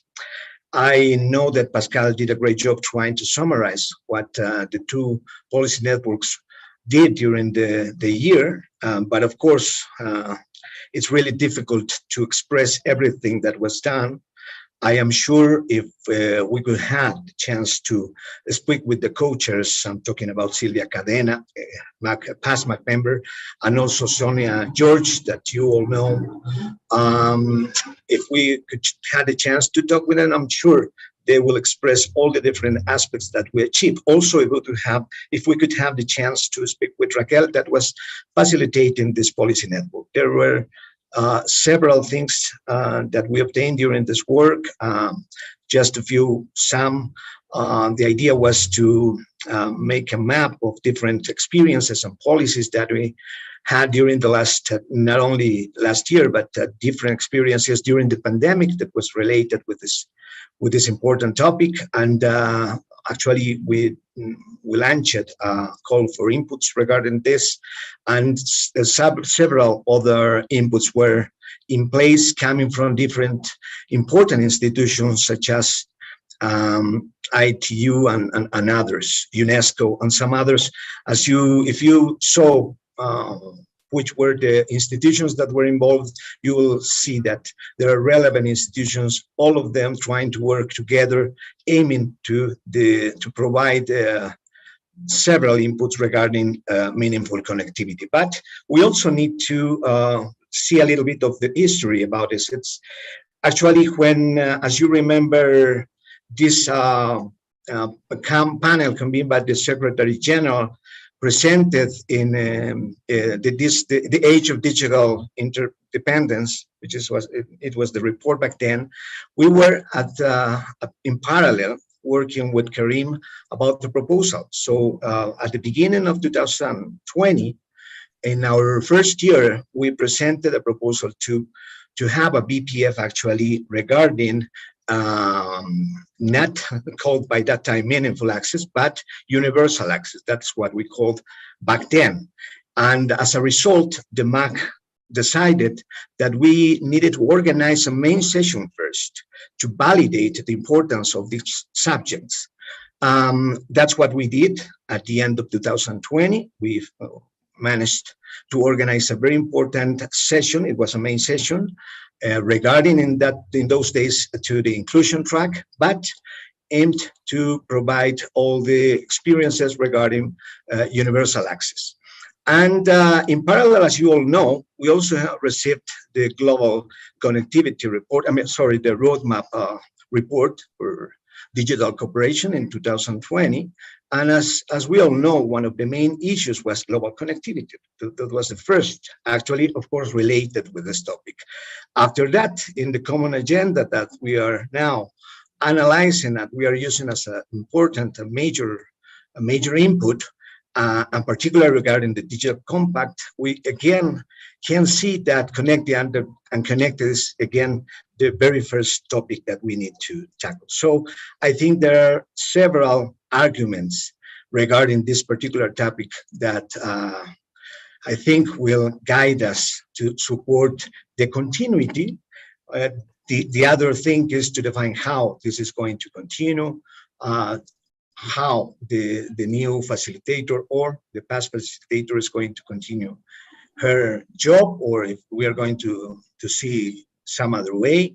And also, again, maybe to try to receive some inputs also from the colleagues of the group, such as the co-chairs, Sylvia and Sonia. That's for now. Thank you very much. Okay, Karim and then Vadim.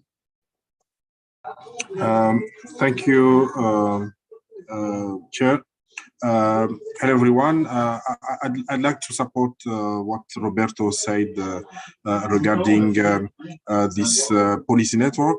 What I would like to add is that as a policy network, a new policy network, we need to have more time to do work and try to come out with good results. And I think that the work we had the opportunity to do last year can positively argument for a continuation. So my recommendation is to let do this new policy network, as I think that in 1 year we could not appreciate effectively achievement in such as a short period. But as a policy network, we need to involve a lot of people, yes, and try to give the opportunity to produce results in at least 3 years. Thank you. Thank you, Vadim.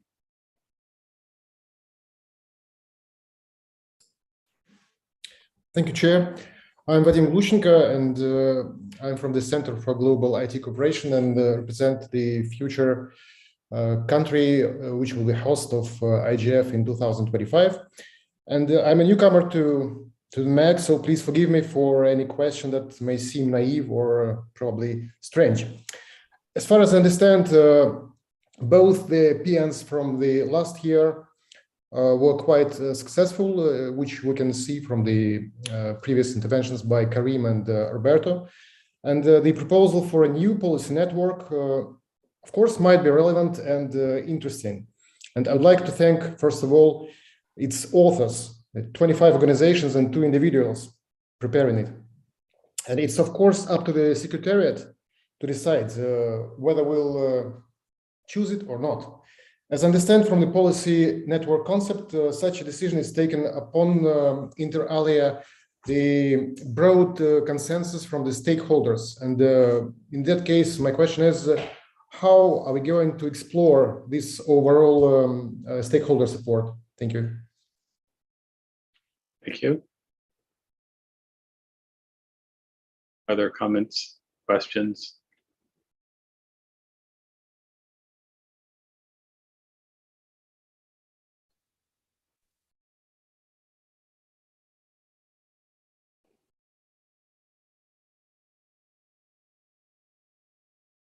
Does anyone want to speak in support of the proposal to add a PN on fragmentation?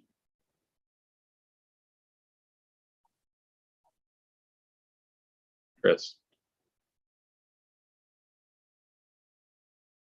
Thank you. I haven't been involved really in the discussions leading up to the proposal of this new policy network on fragmentation, but I do see it as a very timely and important issue. And so in that sense, I think it would be really an opportunity missed to convene some formal work, and the policy network seems like the best modality for that on fragmentation. I mean, I think, yeah, the arguments in favor of keeping the meaningful access policy network going are very compelling. I think it's clear. I haven't been involved in the work there, but it's clear they've done very, very good work. I haven't heard anyone much from the policy network in the environment, but I also know it had a little bit more to do with that, and they also did some very good work. Yeah, so I don't really have a way through here. I do think it's important maybe that we think about, given the restricted resources, that we think about these policy networks as having an annual reassessment period. And so, I mean, I'm making sure that each policy network has a clear goal within the year that then allows it to either continue, it could continue, or allows it to wrap up in a relatively tidy way, because we're going to face this every year in terms of restricted, limited resources, having to choose how to share those amongst different policy networks. And I think we shouldn't find ourselves in a situation where there's no resources for new work that is timely, because we're still committed to longer processes that were started several years ago doing well. But yeah, that's my. Thank you. Bruna. Thank you, Chair. Just to add my support to the PNE on internet fragmentation as well. I think we have discussed on the first day of these meetings about the relevance of connecting the annual meeting to a lot of the processes that are going on in the world and in terms of regulations. So I think this is a fairly good multi-stakeholder initiative to address a topic that's concerning to a lot of us around the world. So I would add a +1 on support for the fragmentation one. Thank you. Thank you. Adam. Thanks very much. Yeah, I'm very interested in the policy network on fragmentation. Like Chris, I hadn't really heard about it before, which I suppose in some ways is a little surprising, given that, you know, the technical community, if we're talking about technical fragmentation, then it's surprising that the regional internet registries and ICANN weren't aware of it, but it's a very good proposal. So I'm not complaining. I'm just saying it does need some work in that account, I think, unless the fragmentation is talking about different issues there. So I would like to see that happen. I think it is very relevant. It's very relevant to discussions that are going on within the UN system, other parts of the UN system. On the others, I could write a note about what I think, but I do think environment and meaningful access should be kept. I think the BPF on gender is important. We do not see it. We do not see gender in the whole issues being. I feel that something would be seriously lost if we didn't highlight gender quite as much. And I would sort of feel the opposite for cybersecurity, which of course is one of the most important issues we will discuss in any technical policy. But what would be lost if we didn't have the BPF on cybersecurity? It's going to exist. It's going to be a main session, as we've discussed anyway. It's going to be a central core of the IGF. Do we lose something by losing the BPF compared to what we would lose by, for example, cutting the BPF on gender? And I see there's the gender and cybersecurity, but I don't see how they mix together. Anyway, that's my thought, is what do we lose most? And I think we lose a lot if we lose the BPF on gender. I think the internet fragmentation is a good addition. Environment has been doing good and important work. I'd like to see it do more, coordinating with groups like COP and the UN system. Meaningful access, it would be a way of sharpening the work on access, which we've seen for many, many years, and really needs sharpening if we're going to talk about, rather than talking about what's nice and interesting and getting into the meat of messaging around a topic. Thank you. Thank you. Let's see, Brune, did you have your hand up again? Was a legacy hand, so sorry. Okay. So any other comments? I am wondering whether or not there's an opportunity to do some creative collaboration with the new topic of fragmentation and the old topic of either cybersecurity or access. It seems to me that depending on in what direction the work would go, that fragmentation is something that is endemic, or has the potential to be endemic across multiple of these existing topic areas. And I wonder whether there's a opportunity to begin work on a fragmentation topic by collaborating it into work on one of the existing PNs. I'm wondering what you think of that concept.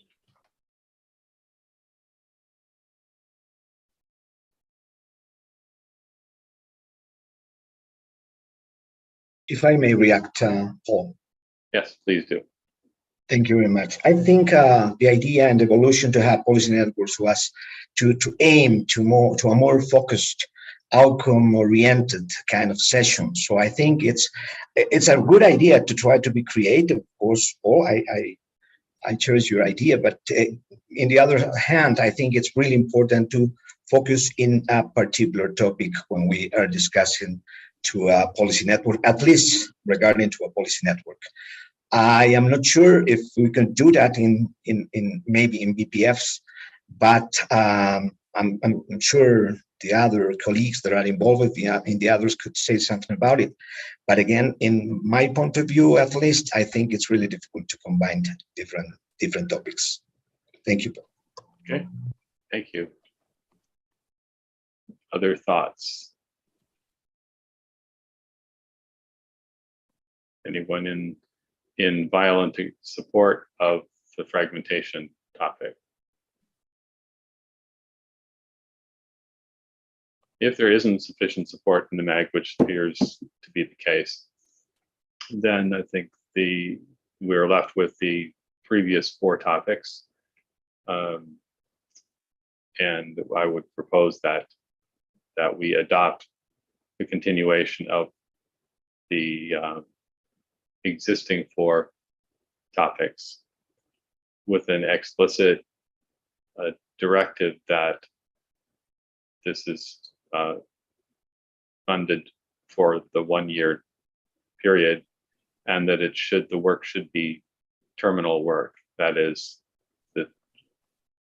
from a topic perspective, the expectation would be that each of these their mandate will run out at the end of the coming year, and that we adopt that as was, I think Adam was that you suggested it specifically that they be chartered with a specific period of time and the explicit expectation that they'll go away.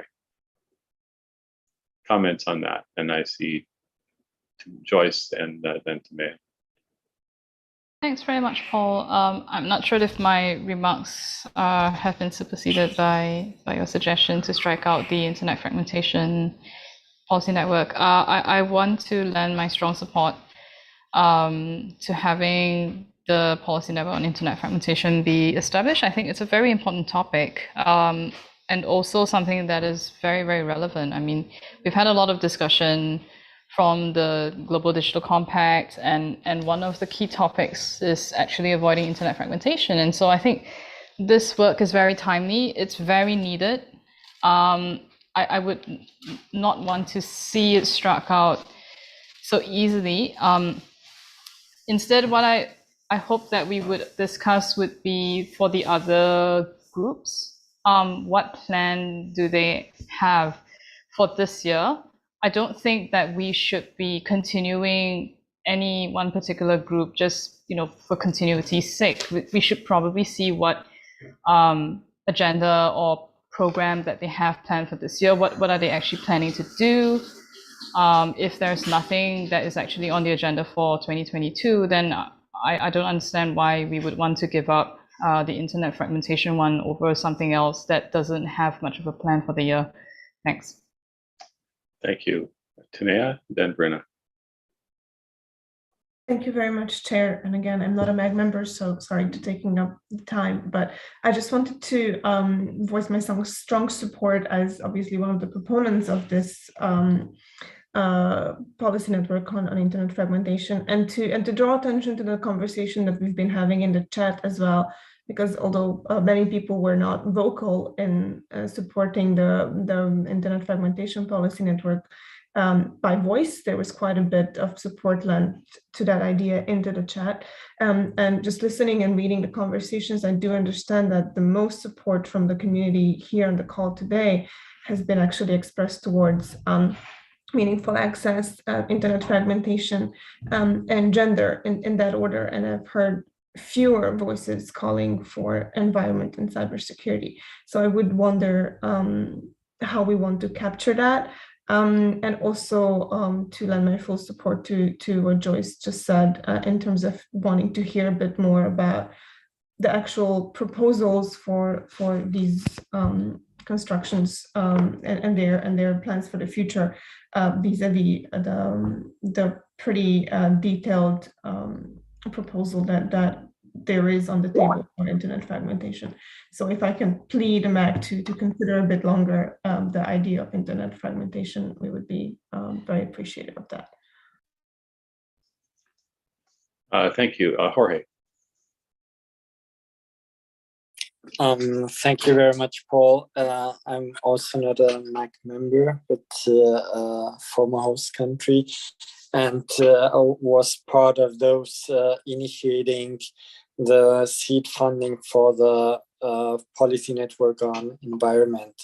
So on this policy network, I think it would be very interesting to hear the plans from the co-facilitators, and also perhaps the plans from the Secretariat itself on this policy network to also assess what is there for the coming year. But in general, I would like to join the remarks made by Joyce in the sense that it would be very useful to have the full information from all the different policy networks or BPFs on the table in order to make a thoughtful decision. And regarding the internet fragmentation one, I think there's a lot of value, a lot of support behind it. and also it's a very timely issue. As we have been discussing, it will be also considered in the UN for the Global Digital Compact. And finally, also turning back to the argument made by Giacomo, I think in the chat, it's also important to give space to new initiatives. So we have very limited resources. We are very aware of that. And we have been, from the Swiss government, trying to support these kinds of initiatives. And so maybe there should be some rotation within these kinds of initiatives that require support. And some of those initiatives that have been longer there, and maybe their program is being covered by other parts of the community. Maybe this is the case for the BPF on cybersecurity, but I'm not sure.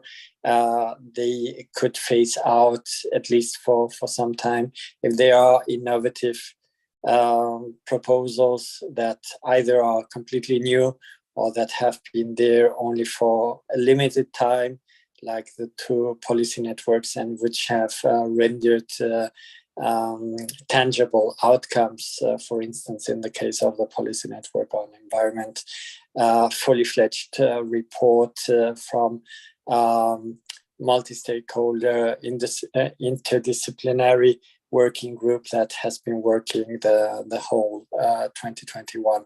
So I'll leave it by that. Thank you very much. Thank you very much. Bruna. Thank you, Chair. More of a practical question and very much aligned with Joyce, and with regards to the timeline. So the PNE on fragmentation is the one who has the clearest, like, who has a proper proposal lined out and will share with the MAG list and so on. So maybe we could agree on like a timeline for the other initiatives to send a proper proposal to the MAG list, just so we could discuss, and other members could propose amendments or even directions in the work. And also, I think taking on some of the suggestions from the BPF gender mailing list, I think there should be some interest in us for working on the realm of cybersecurity as well. So maybe there is some areas or paths for us to like bridging the work from the BPF gender with the fragmentation and the cybersecurity one, if that's holding on. So that's it. Thank you so much. Thank you. I have a question for the Secretariat, which is, my understanding is that our limitation is a budget limitation that is basically funded to support up to 4 slots.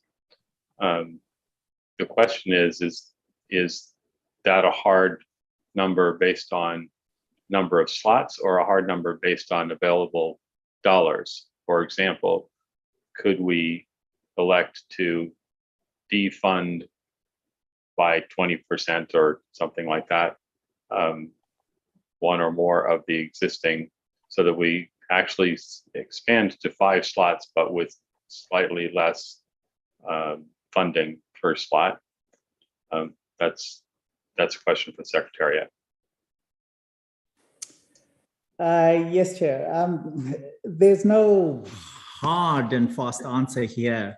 And this is the problem that we've faced every single year, basically, is that there is interest in more consultant-supported BPFs or PNEs than we have budgeted for. So it's not a definite no, but this is what we have in the budget. And what we usually do is that we have one consultant to do 2 BPFs or PNEs. So basically it's 2 consultants supporting the 4. So therefore, if we have 5, then of course we can have one who's shorter. So, and if we put in money for an additional consultant, that means that we have to reduce, because we have to balance our budget. So we will reduce money somewhere. We either reduce the money for support of travel to the IGF, or reduce the money for support for hubs. I mean, the money has to come from somewhere. So if we take from John to give to Jake, so that's the thing. Right. Thank you. That answers the question, and of course that's logical. I mean, my personal opinion, which at some level doesn't really matter here, but I'll just share it, is that fragmentation topic as a whole is incredibly meaningful and timely, given everything that's happened in the past couple of years and the increasing reliance of every sector of every economy on the stability and the ubiquity and the commonality of our ability to connect across every geography and every kind of communications technology.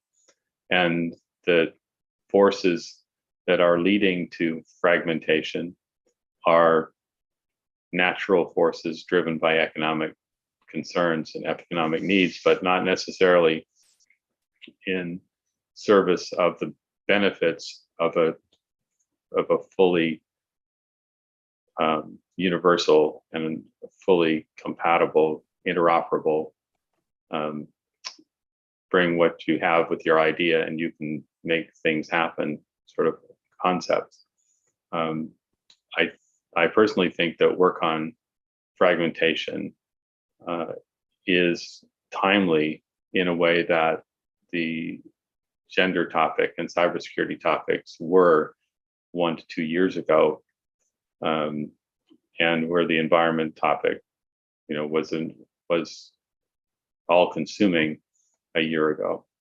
And I'd like the group to consider sort of the idea of ranking each of these topics, and with an eye to whether or not we can support all of the topics by rearranging the budget somehow. I mean, I know from Chengetai's answer that that's a possibility, and I'd like to get a sense of how much support there would be for proceeding along the lines of trying to restrike the budget. And then as a last thought here, I would propose additionally that the existing efforts be given a period of time, a week or so, to make a proposal or bring a quality update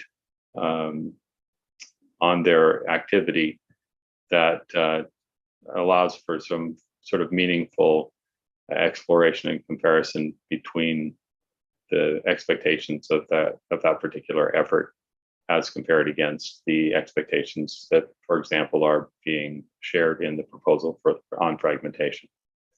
Open the floor for anyone who wants to talk. I'm not sure whose hand went up first, but I think it's Bruna. Also forgot the hand up, I'm so sorry. Oh, okay, I guess that's why it was first. Chris. Yeah, thanks, Paul. I would want to go on the record, I think, in saying let's not try and be too clever with the budget. My impression is that it's not like there's been a lot of flab to cut in past years working with this set of 4. And I think if we then split that further, we're going to find ourselves find ourselves with a very stressed secretariat. But I think sort of the ability to do the work will suffer as well. I mean, I realize I think this is a really tough decision, and I hope and I think we need to be able to make sort of the tough decisions and kill our darlings, to use that awful phrase, Yeah, I don't necessarily know which one what that means. Although, as I said, I haven't heard a huge amount from the policy network on the environment this time around. And if there was a sort of strong community desire to continue that and to continue to have the requisite support that goes with being a policy network, I would have expected to maybe hear a little bit more. So that I feel tells me something there. I think, and I did see in the chat, I think Karim made a point about we can't necessarily expect a BPF or PN to produce a tangible out. And I take that point. I think, that this is sort of wide-ranging work. I do think, though, it's realistic to say you should have a work plan and some achievable outcomes that you see as that network or as that group as achievable within a 12 month. That change on the ground, and maybe that there is not going to be able to be support in the next 12-month period. So that would be my 2 cents there. Thanks. Thank you. Adam. Yeah, similar to Chris, I think it's be careful what we ask of the Secretariat. They're already doing a lot, and knowing Wim and Serena, if we ask them to share their time and reduce their time on something, they probably wouldn't reduce their time. They'd just carry on doing the same, only more, because that's the way that they are, and we're grateful for it. So I think this is a bit, it's asking a great deal. On outputs, I think this is really, tangible outputs from the PNs and BPFs. Sounds like I can with all the acronyms. Best practice forums and policy networks.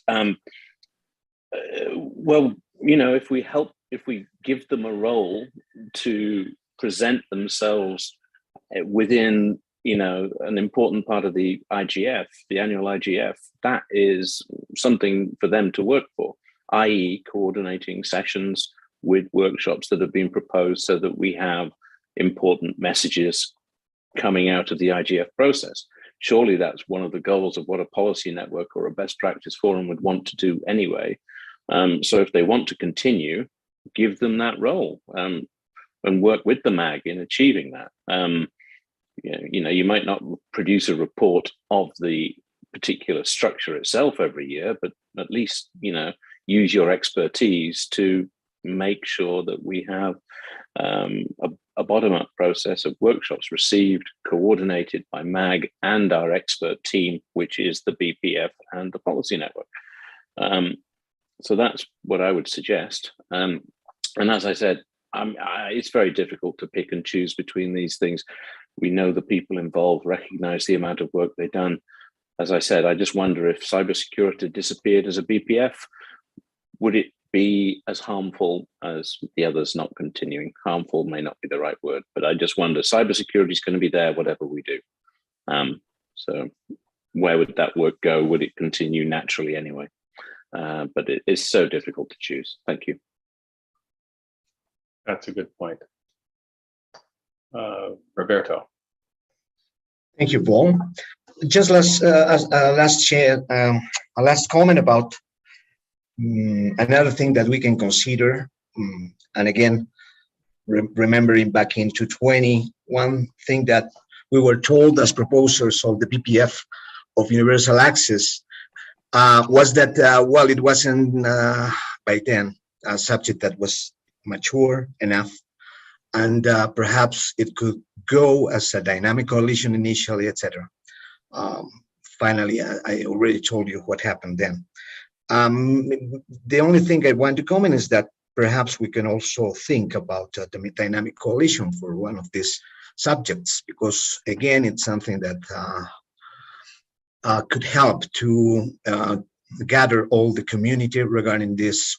I'm not sure, I'm not talking about any particular issue, but regarding the one that finally is out of the list of four and could continue working as a dynamic coalition. Thank you, Paul. Thank you. I note in the chat that Courtney's proposing combining internet fragmentation and meaningful access into one. Anyone else have comments or thoughts? I note that the Secretariat has prepared a poll that we can use to help us evaluate this. But any further comments? So I wonder whether if there are no further comments, it would be great for us to take the temperature of the room, so to speak. If we could utilize the poll function and just get a read on how the MAG as a whole ranks these issues. And Chengetai, could you explain how this could work?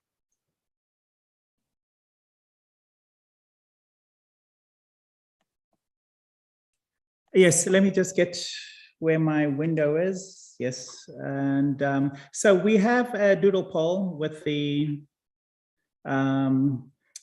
options that we have. So in order to test the temperature of the room, we will just, as we did yesterday, ask MAG members only to fill in the poll. And sorry, let me just get the link. And I have it. And so here's the link. And so we would ask MAG members to fill in the poll, and we will give MAG members 3 minutes to do that if they can, and give us 2 minutes just to check to see that it's only MAG members, and then we will give you the results in 5 minutes in total. So at the top of the hour. I would also like to mention that we did increase the support that we are giving to the PNEs and the best practice forums, because if you remember, the Swiss government graciously gave us seed funding for the policy network on environment, and seed funding is just that. It's to get it off the road. I mean, to get it up and running. And so it's up and running. The funding for the policy network environment is going to come from our regular budget. So we have already increased. And so if we get the 6, if we add 1 more, we'll be increasing. And then again, my other comment is, come next year, will we have the same issue? In that, will we be able to let one of them go or not, or will we be adding another one as well? So those are just thoughts. Thank you. Mm-hmm. Thank you very much. So the poll is live. So let's take 5 minutes or so to have everyone make their selections.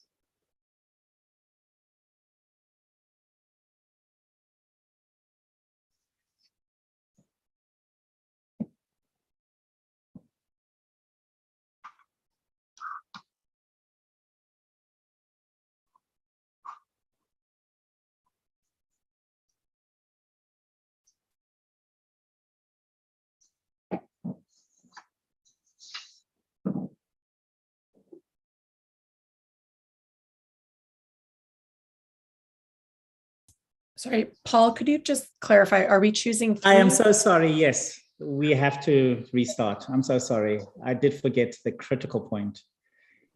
MAG member can only select 4. So you can't select more than 4 because we only have 4 slots.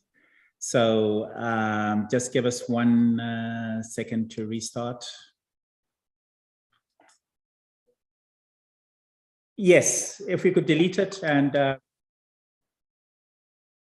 this is just taking a temperature of the room. This is not a binding vote, but it's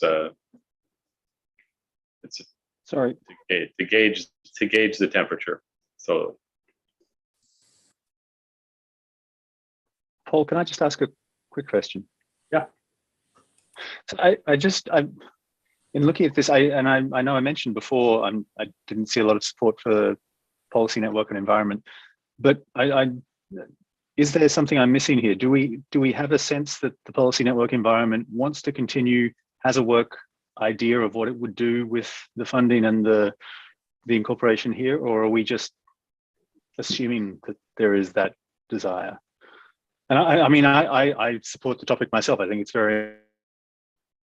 If the policy network itself has not expressed that desire, then yeah, I think we're operating on the assumption that they would like to continue. Yes, that is the case. Yes. So I have a question, Amrita here. No one from the cybersecurity BPF has, expressed or declined to have it. So are we not also mentioning cybersecurity separately? Because since no one has spoken, doesn't mean they are not interested or otherwise in the doodle poll. Or are we assuming that these two would be clubbed? My understanding is that that's how it has worked up to this point. I mean, there has to be an expression of interest. If there's no expression of interest from anybody, then yes. This is Joyce speaking. Sorry, I had my hand up. I still think that, if I recall correctly, last year, all the BPFs that wanted to have their work continue for the year had to present their case, a work agenda or plan for that year, and that was what happened in 2021. I can't say for years before that because I wasn't in the MAG, but I'm just a bit surprised that this year I haven't seen any proposals from any of the groups that we are planning to have continue. Is this the norm? Because I was expecting to be able to see what their plan was for this year, or it could be that, for example, the BPF cybersecurity in their plan last year had mentioned that there would be a rolling plan for 2 years covering 2022, and that's why they haven't presented their work plan again. But in that case, we should be going back to see what they had said that they would do this year before we make these decisions. We shouldn't be deciding based on which topic we feel works, is important in an arbitrary manner. It should really work based on that there is a plan for the year. Thanks. Thank you. Good point.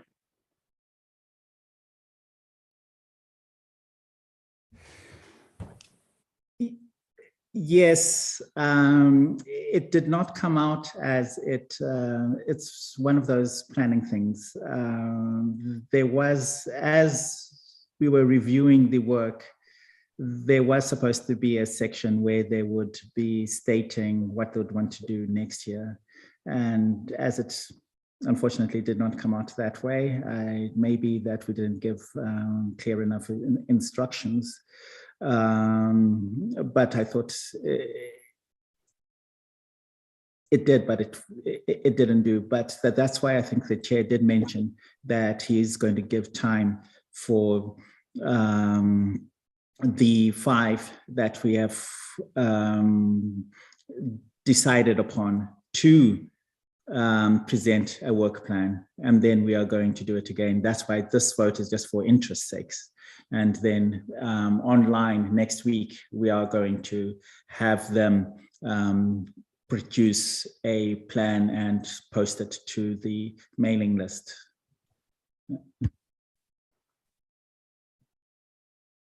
Thanks for clarifying, Chengetai.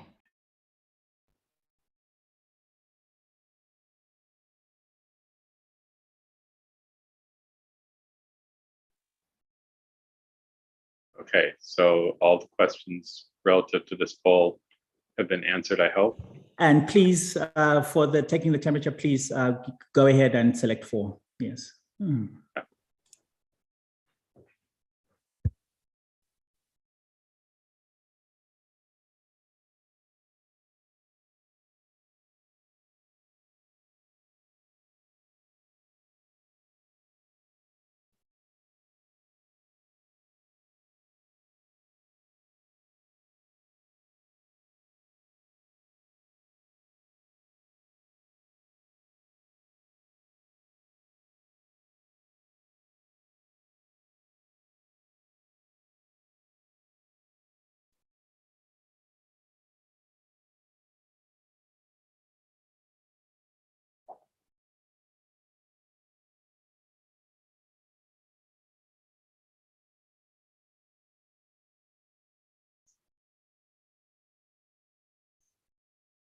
give it another minute.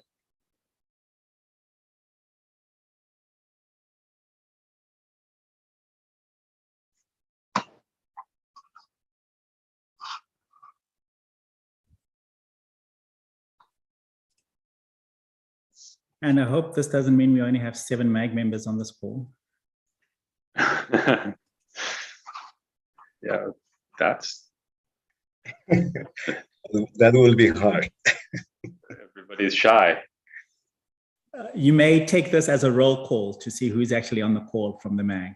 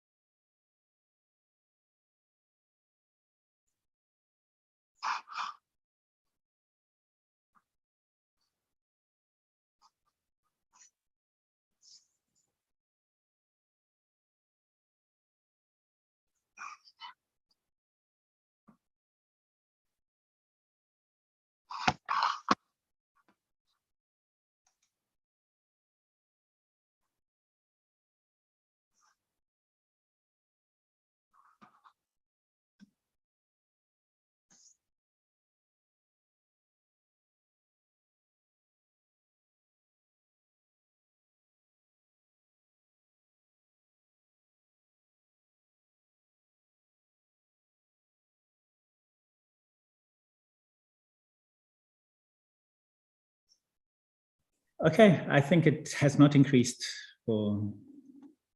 Yes, and it's interesting that the new proposal on fragmentation ties for the highest number of votes with the meaningful access group at this point. I would propose that we make a communication to the organizers of the existing work, asking them for their work plan and expected outcomes for this year, for the coming year, assuming that their funding and support continues. And we ask for that within a week, and then we take that into account with the existing proposal for fragmentation and come back to make a decision as to exactly how we'll allocate these slots.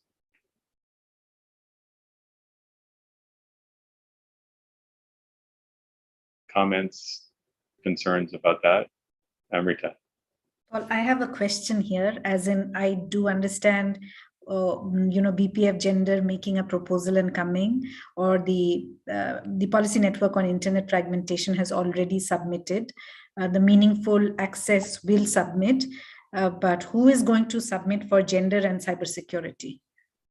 As in, that's my question, because this was a suggestion, but who's going to make the proposal? Just a question, but you may not have the answer, but who in the MAG that has the answer? That's an excellent question, and I don't have the answer. We can ask for a volunteer now, if there is a volunteer to organize. If not, because for these BPFs, we do need strong facilitators. So if there isn't a facilitator that comes up by the deadline, then I think that can be an indication of the interest. Yes, for sure.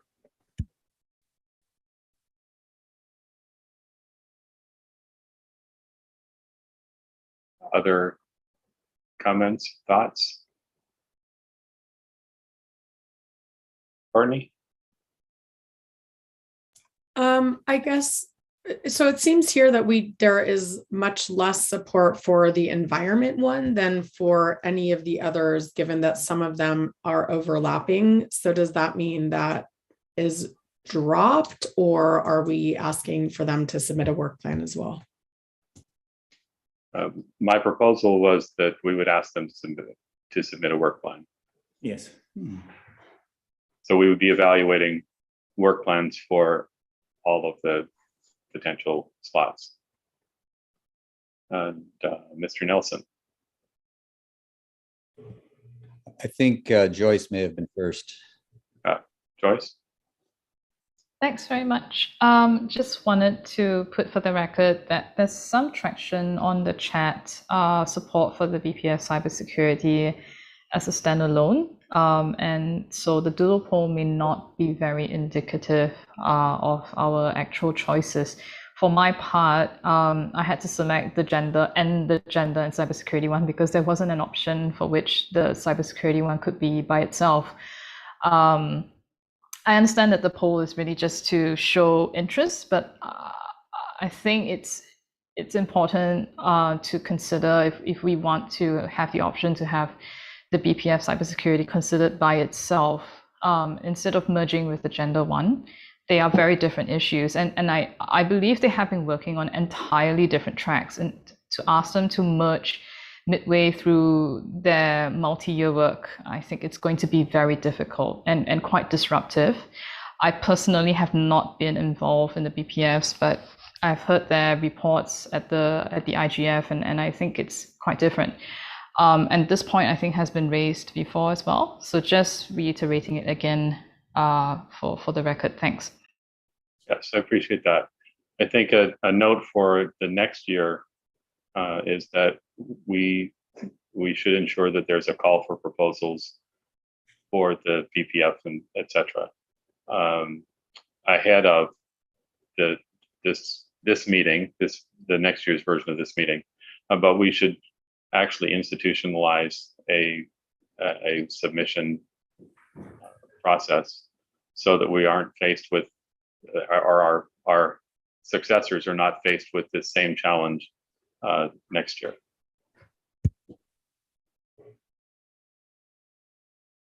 Michael. Thank you very much. As I'm a former MAG member, so I appreciate the chance to say just a few words. Initially, I was kind of thinking combining some of these didn't make sense, but I really think that taking fragmentation as a separate working group is going to get you so many different topics that you're not going to be able to really make much progress. I mean, I'm doing a lot of work on digital sovereignty and data sovereignty right now. There's at least 7 or 8 different policy areas, and some of them involve banking regulation and government procurement. And I mean, it's so broad that I don't think we'll be able to accomplish much more than to say this is an issue and that's an issue. On the other hand, if you combined the goal of meaningful access with the topic of fragmentation and focused on the Venn diagram where they have a huge overlap and looked at meaningful access to the global internet, I think you would focus both areas on what is an area that isn't getting enough attention. Meaningful access is also pretty dispersed. I mean, we're talking not just about getting the wire, we're talking about getting people educated enough to use it. We're getting, meaningful access to government data. I mean, I've seen that term used to cover a lot of things that are far beyond internet infrastructure and internet services. So if instead we looked at the overlap and said, how can we ensure that every person, wherever they are, can get access to the global internet and avoid the filters and avoid the data localization rules, and that's a huge topic in itself. And I think it would solve our problem. Thank you very much. Again, I'll just go back to being a silent observer. Thank you. Roberto. Thank you, Paul. I will agree with the first part that Michael mentioned.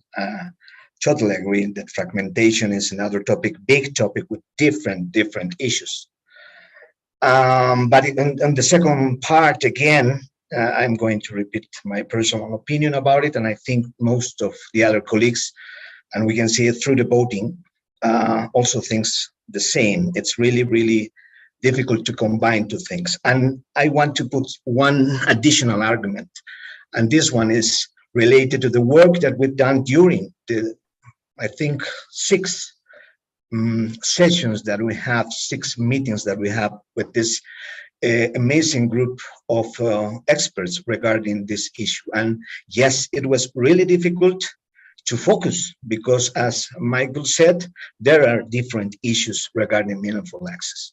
But finally, we did, and finally, that's part of the results of this group that hopefully in some moment we can see through the reports of our facilitator. But since it was difficult, one of the good results of this group was to finally focus in particular aspect that we thought that were important for this discussion. Again, I don't think it will be a good idea to combine some other aspect. And I think the temperature that we sensed in the polling was saying the same. Thank you. Thank you. Other comments, concerns, proposals for a way forward? Adam. I have a feeling this is going to make me reasonably unpopular with a couple of people. I think the policy network on fragmentation should be,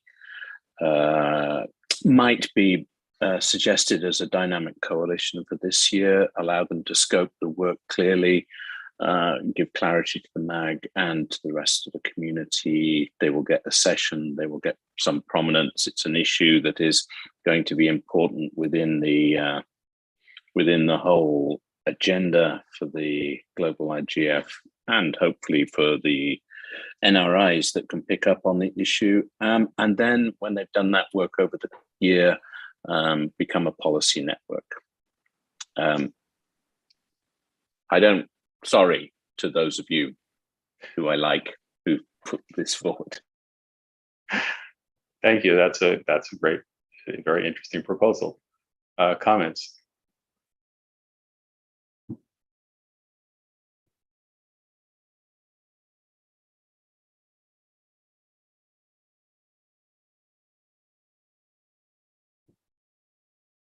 Anyone have besides Adam's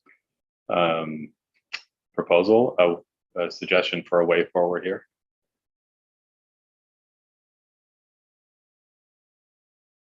Anyone who is a proponent of the Axe fragmentation have any comments on Adam's proposal?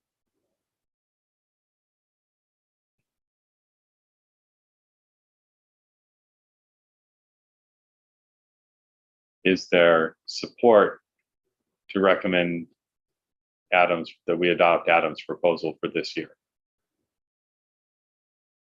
Anyone like to speak on that? Hi, Paul, this is Joyce. I'm not against Adam's proposal, and I think that his proposal for the fragmentation group to start off as a dynamic coalition, it does make sense, and it might be a more suitable place for them actually, if the work that they're doing is not exactly set up for a policy network per se, but actually more of a dynamic coalition style.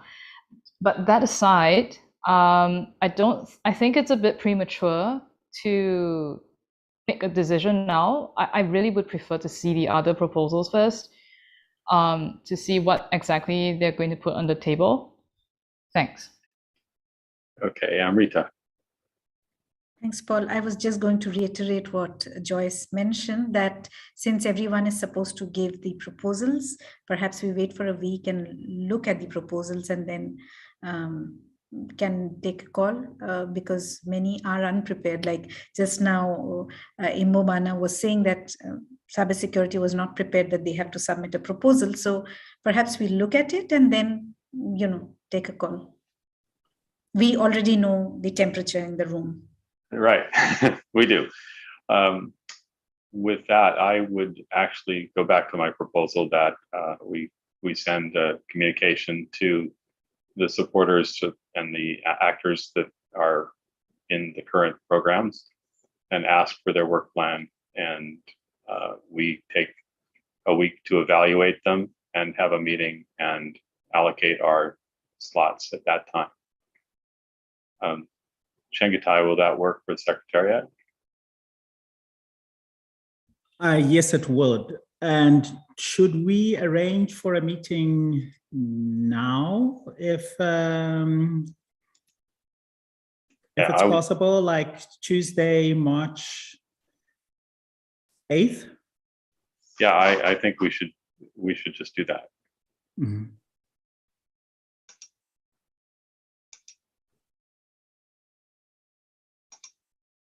Courtney?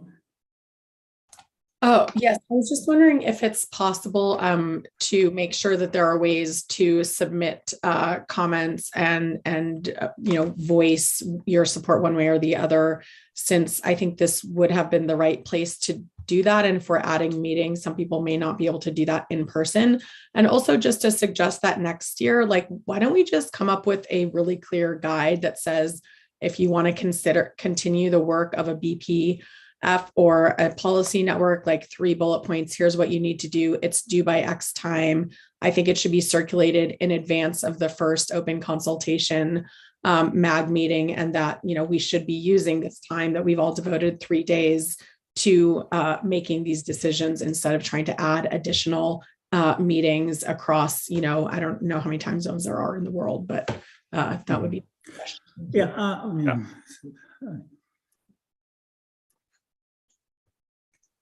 Okay, I agree with that. Can we all adopt that proposal and Chengetai Secretariat arrange a meeting, and I'll work with the Secretariat on the communication for the existing programs. Does that work? Bruna, your hand is up. Marcus, your hand is up. Thank you, Bruna. Chair. Just as a follow-up suggestion to what Courtney has been saying, maybe there is a chance we could discuss mandates or like terms for those BPFs and intersessional work, because I guess if we come up with a model of, let's say, PNEs can run for 3 years or 2 years and be given like 1 renewal or 2, this would avoid the MAG in the future to keep prioritizing between really relevant issues.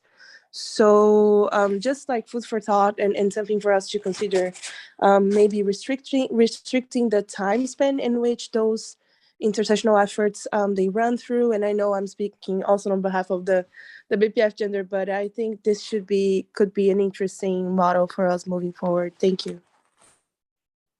Thank you. I agree with that. Actually, I think Marcus wants to say something which I was going to say, but I think I know what he's going to say.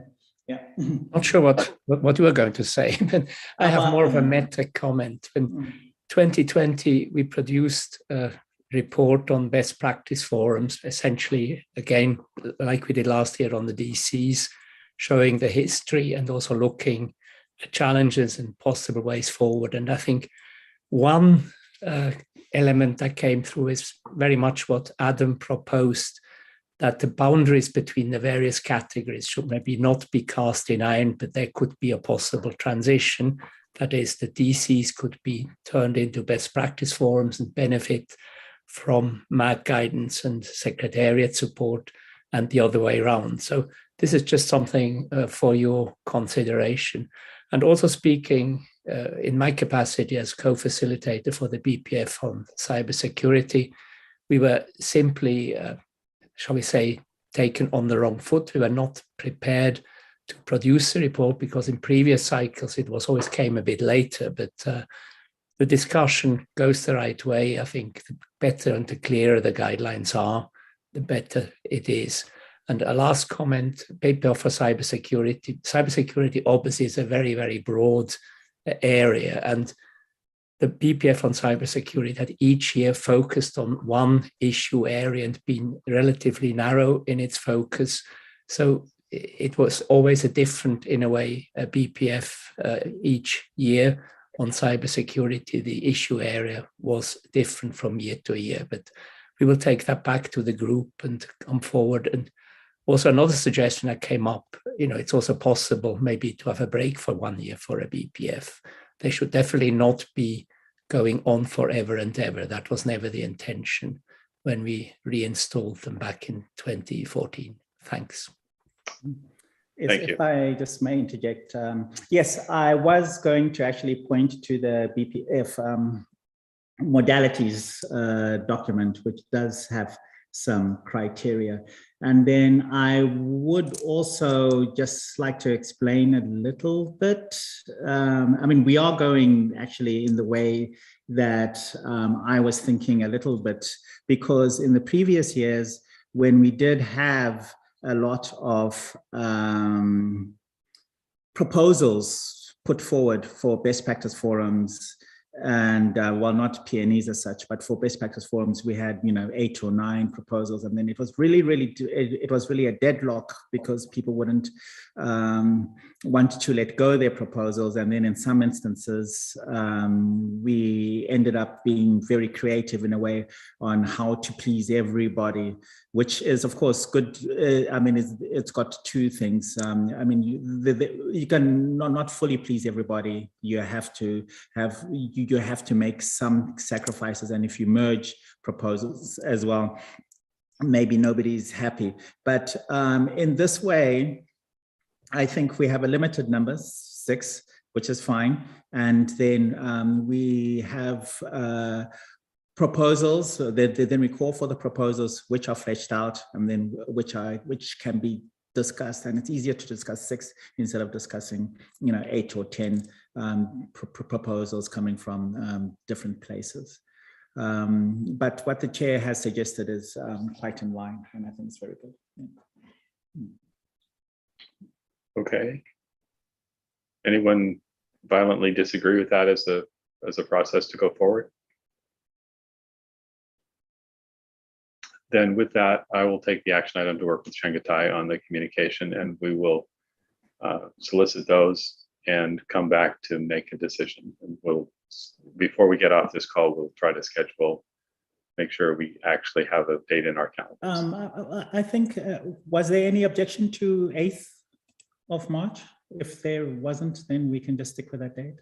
Okay, March 8th it is.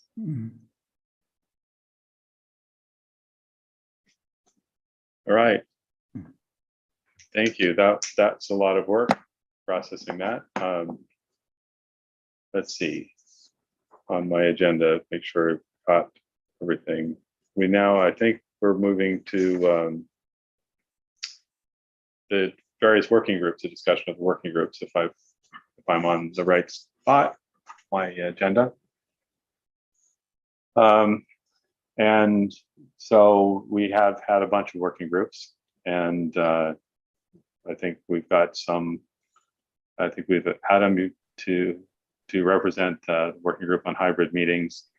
And Rita, you're going to represent the work on IGF strategy working group. And I wonder if we want to take just a 5-minute break before we get into that topic.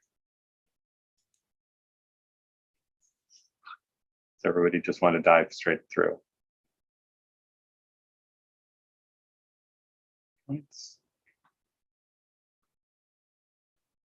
Okay, no burning desire for a break. So let's turn the floor over to Adam first. Thank you. So hybrid, where are my notes? I suppose going through the comments from the taking stock, there were a lot of positives about the notion of hybrid. So calls for it to continue. And I'll put some of the notes from last year. Nothing has really changed, to be quite honest. When we proposed, it was Teresa and I proposed the working group back in January of last year.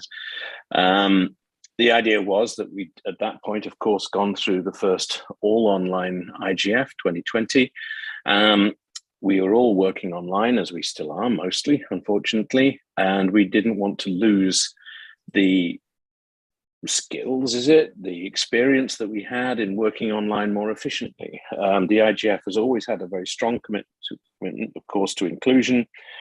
Remote access has always been a feature, has been since 2006. We've used hubs, and as I mentioned earlier, hubs work very well in 2021, and we should think more about how to learn from that and then carry it forward. But the whole idea is that we're trying to not waste the pain of what we've learned of going through the pandemic and having to work online. And so how do we bring that into the IGF to make sure that we have a fully inclusive dialogue where it doesn't matter whether you're on site or online, you're going to participate in those sessions.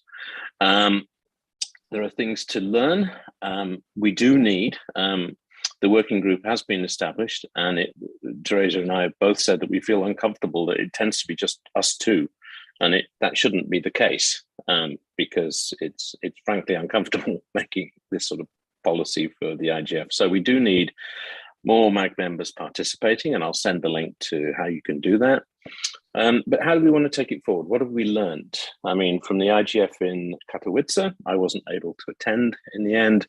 But one of the basic things, and something we need to think about right now, is if you're being asked to participate when you're on site, but still using your device, one of the basic things is that every seat must have power, because otherwise your mobile phone or your laptop's not going to have power by the end of lunch.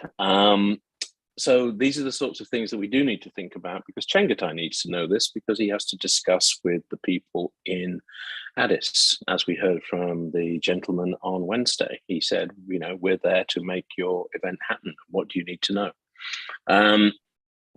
So I think it's, you know, there are things that we need to think about. Now, we don't know where we will be by the end of November and December with this tricky COVID thing.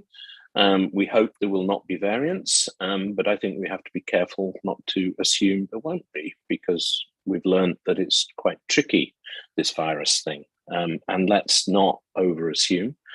But really, it's what do you want from the hybrid experience? There were people who said in the comments that they felt that the experience in the room was difficult, and some of that was because they weren't instructed clearly that the experience they were going to have, that it should be through the Zoom platform, and you communicate through the Zoom platform. So make that instruction clear. It was not clear.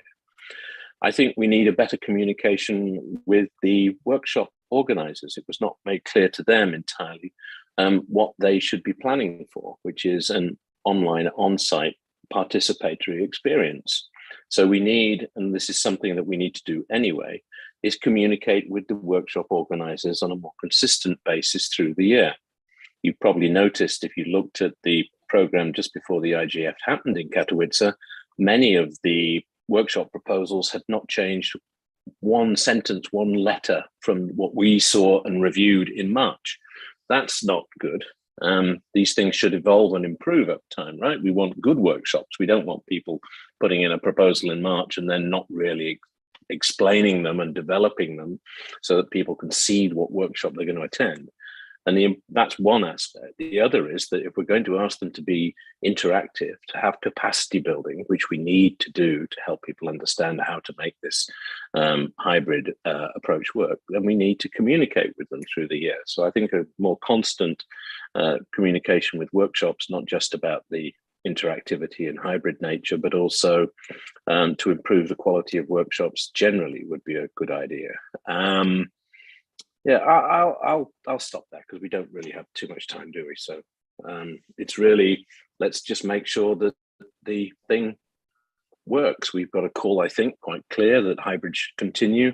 Let's make it work better. And I'm particularly interested to learn from the hub experience. Thank you. Great, thank you. Does anyone have a question or comment for Adam? If not, then I'll go to Amrita. Yes, I have a comment. Okay, go ahead. This is Courtney Raj for the record. I wanted to build on what Adam was saying about the expectations and what we mean by hybridity. Having participated in person and both as a workshop organizer and participant, I think that we need to go back to the drawing board personally on what hybridity means in the current environment, and just more generally about what we want the IGF conference to be going forward, and the role that the in-person, the virtual, and the hybrid, because hybrid, I think we have to recognize, is something distinct from in-person, and it is distinct from virtual, although I think there was more virtual than in-person focus on the last one. So I want to focus on that. The other thing is we have to think about, as we design the proposal submission form and assessment, that from my perspective, none of the, there were very creative ideas about how to be participatory, and almost none of them worked, because none of, we couldn't do polling. We couldn't, people did not understand how it was going to work for in-person. Virtual, there were sessions where we were in person and completely unable to participate. So, we asked for all this great ideas about how to get people to participate and include the audience. And then frankly, there was very little way to do that other than asking them to raise their hand and make a comment. So I think we also need to be very realistic. And, I know we want to make a lot of these interactive, et cetera, but we have to realize what the technical capacity is, because I'm concerned that the way that we weighted the proposals, we gave significant emphasis, I think, to interactivity, that then was completely unable to be done in person. And so I just wonder what that meant for the proposals, where people weren't as experienced at thinking about creative ways to be inclusive, but which ultimately were irrelevant because the technology and wasn't there to make that possible. Thanks. Thank you. Important points. Can I have a quick reply on that? I think one of the problems, and Courtney's right, one of the problems was that over that period, end of October, November, we saw COVID increasing so dramatically. We had hopes at the end of October, I remember, that we'd probably be there. And then slowly you saw less and less decisions being made because people weren't able to go. So we ended up sort of anticipating at least 50-50, perhaps more people on site in the room than we would have online. And it ended up completely the other way around. So that there were some sessions, most sessions were, I think, probably organized almost completely online. And people in the room were, as a result, felt as a bit of an annex. So in a way, as I said, COVID is a little bit tricky. It caught us out there. And I think we ought to be aware of that it may, unfortunately, let's pray a lot that it doesn't happen again. But, the anticipation is that you're still going to have full rooms, people on site, and you're going to have people online. And that's what we were thinking of when we had the concept of what hybrid might be like. And we were caught out by December. So thanks. Great, thank you. Okay, Amrita, you're up. Okay, thank you, Paul. Anya, could you help me with the presentation? So hello, everyone, I'm back again. And this time I would be presenting on the working group, which is a working group on strengthening the IGF. We have a small presentation. It's just an overview of this group, IGF Strengthening and Strategy. Next slide. So this group was actually proposed in 2020, and the basic objective, you can go through it on the website, is to strengthen the IGF and strategically position IGF in the evolving digital cooperation landscape. The next slide. There are about 90 subscribed members to this group, and anyone interested can join this working group, existing MAG members, past MAG members, or even others. We have regular calls once a month. The attendance ranges from 15 to 40 people, and we discuss strategic, topics of strategic importance, such as how the IGF could implement the advice from the UN Secretary General's roadmap for digital cooperation, and now the Our Common Agenda. And these meetings are attended by the Office of the Envoy on Technology, who provides an update on the roadmap activities. And regular updates are provided to the IGF by the IGF Secretariat, the youth initiatives, NRI initiatives, the parliamentary track, and this is, I would say, it's like a confluence where everything is discussed. So the next slide. So what we have done since 2020 is, we analyzed the results and recommendations of the previous working groups. For example, the CSTD working group on IGF improvements report, the IGF retreat, the multi-year strategic work program, the working groups on IGF improvements, and discussed on the IGF Plus model and how to operationalize the new features included in the model, taking into account the intersessional activities of the IGF, drafted the response to the options paper document to give a contribution to the options paper issued by the co-champions of recommendations 5A and /B of the high-level panel, and then created and working to create a link with the Office of the Envoy on Technology and sharing of the information on the roadmap activities on the IGF website. Discussions on how to operationalize the MHLB and drafting of the 3 proposals discussed by the working group, and support the MAG chair in organizing webinars to discuss main topics, including topics of the roadmap on digital cooperation, support to the IGF 2020 preparatory phase. Next slides. You can skip about 2 slides. We have the details here, but I will not go into it. So in 2021, what we did was we shared recommendations on the proposals on strategic importance to IGF and operational measures in 2021 on how to make a more strategic and impactful and inclusive IGF. This was shared with the MAG. We collected feedback from the MAG on what they think of the multi-year plan and the follow-up activities. We conducted a mapping exercise on the UN Secretary General's roadmap for digital cooperation and IGF activities, primarily to show how the various activities of IGF are linking to the roadmap. And this is a living document because there is more happening and this can always be populated. We shared a list of priorities that have been included in the action areas, selected as priorities of the working group for further action documents. We've been supporting the MAG chair to co-organize sessions in the preparatory and engagement phase.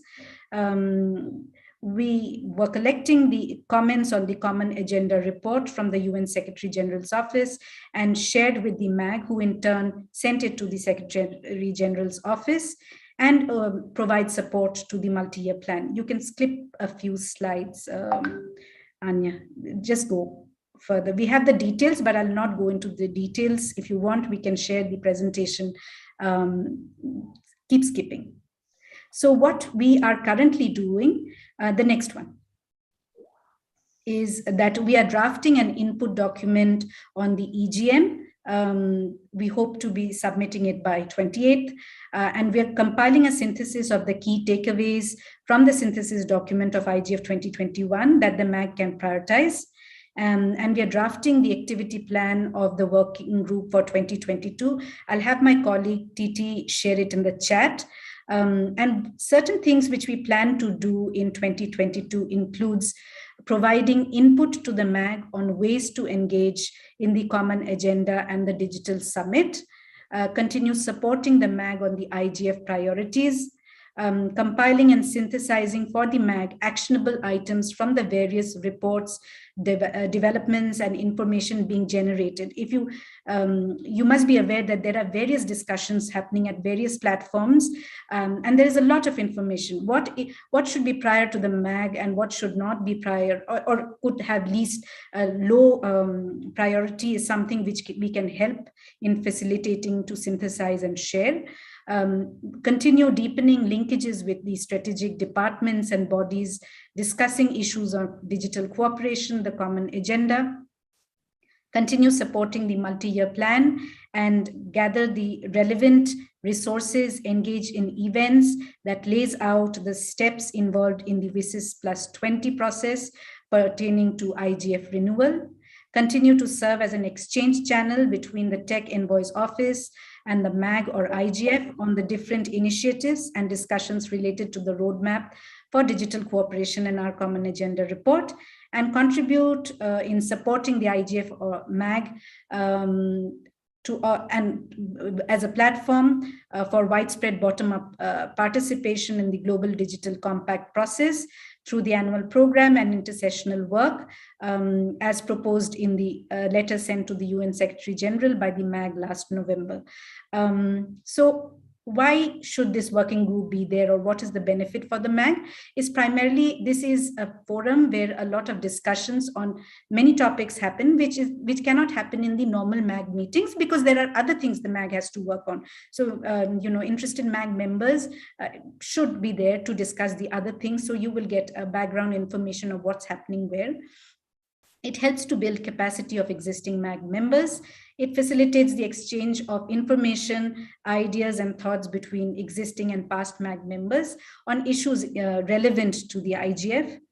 It supports the MAG by providing practical suggestions on how MAG can prioritize, operationalize, or implement any of the suggestions it receives, and provide the MAG with recommendations on issues which is of strategic importance to the IGF.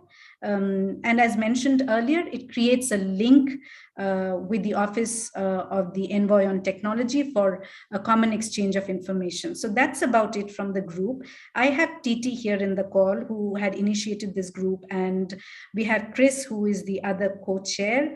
In case you have any questions or if I've missed anything, Titi, Chris, please feel free to share. Thanks, Evrita. Nothing from my side. You include all the information. Okay, thanks a lot. And nothing from my side. I think you covered it all very well, Amrita. I mean, I think I'm coming into this as the new co-facilitator or co-chair, and I absolutely see the importance and need for this working group in the current environment, given the range of new structures and processes developing and evolving, and the need to strengthen and secure the IGF's place amongst all of that, and to ensure that it has the appropriate input and sort of control there as a multiple body. Looking forward to the work of this working group, and I think it's really important.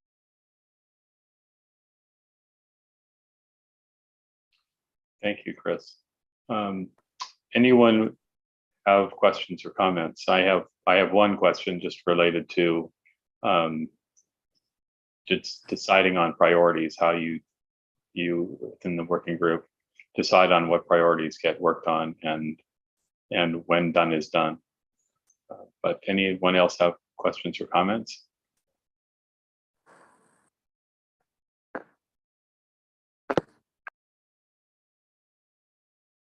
Well, to answer your question, one of the things is the priorities are decided based on consensus. Normally, we do have MAG members also in the call. The MAG chair also, we have a discussion. We may propose certain things, just like, we have a wish list, which we are drawing out as to what we want to do. We would be submitting it to the MAG also and in case the MAG feels that, certain things may need to be changed, we are flexible to kind of make changes. And many times priorities come based upon new things coming. For example, the EGM planned this has come in new that, we add our thoughts on, since it's a strategic discussion on IGF, we give our inputs too. So at times there are new things which are coming, but at times there are things which are existing or planned, or even the MAG has accepted, which is worked upon. I hope I have been able to answer your question to some extent.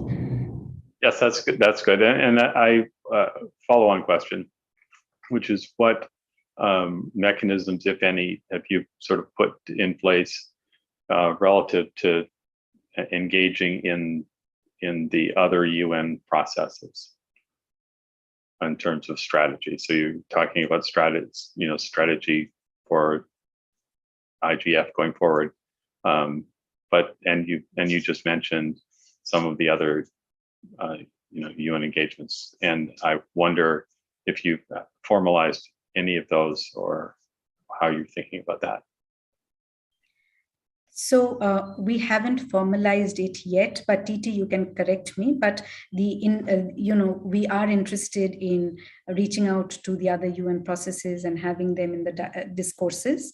So at this point of time, this is what I know. But Titi, correct me if I'm wrong. Yes, you're right, Amrita. We are going to formalize some process to reach also the UN agency, but at the moment we are just discussing it and preparing a proposal.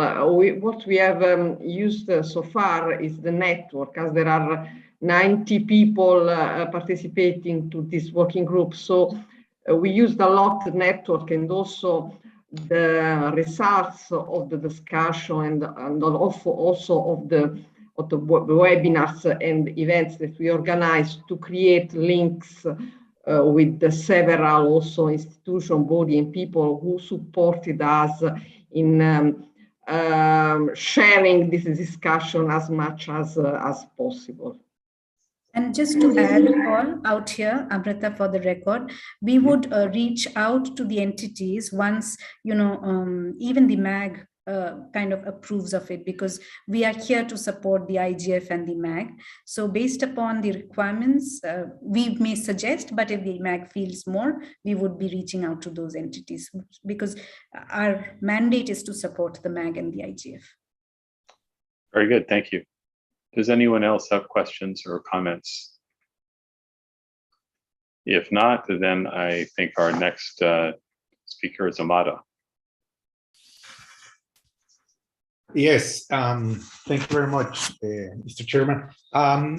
We are actually working on the strategy for engagement, outreach, and communication, and we have already proposed a specific methodology to try to approach target groups with specific messages regarding what would be a value proposition for all of them in terms of becoming a more relevant in practical IGF inside the different stockholders that we have already in place. I don't know, Eleonora, if you have already the document ready for us, or if I have to, or if I can share my screen. Hi, Amado. I don't have the document as a link, but Luis should be able to make you a co-host so you can share your screen. Okay, then what we have, Courtney and I, we are the co-chairs of this working group. No, I cannot share my screen. Paul, what we are pursuing right now is how to implement a very effective communication strategy in order to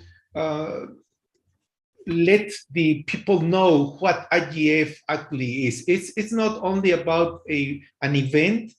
It's not about only what we can get from from the participants at this event, but IGF actually is a living activity during the whole year. And then it's certainly very critical to recommend or to invite people to join us in this kind of efforts. And what we suggested last year was how can we implement a, let's say, intelligence CRM, which can provide the IGF or the Secretariat with the possibility, the capability to target specific groups. And the more general scope of what we are trying to pursue is displayed here at this graphic, in which we are trying to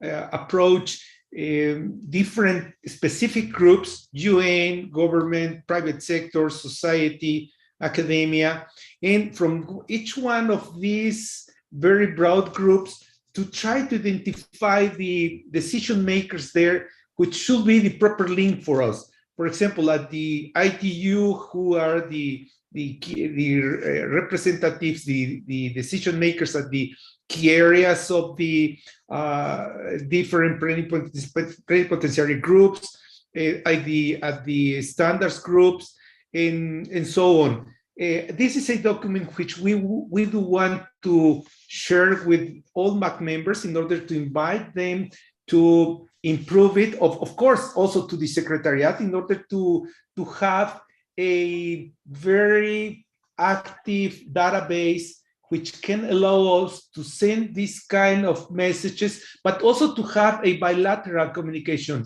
a way to get some responses, some inputs from those groups.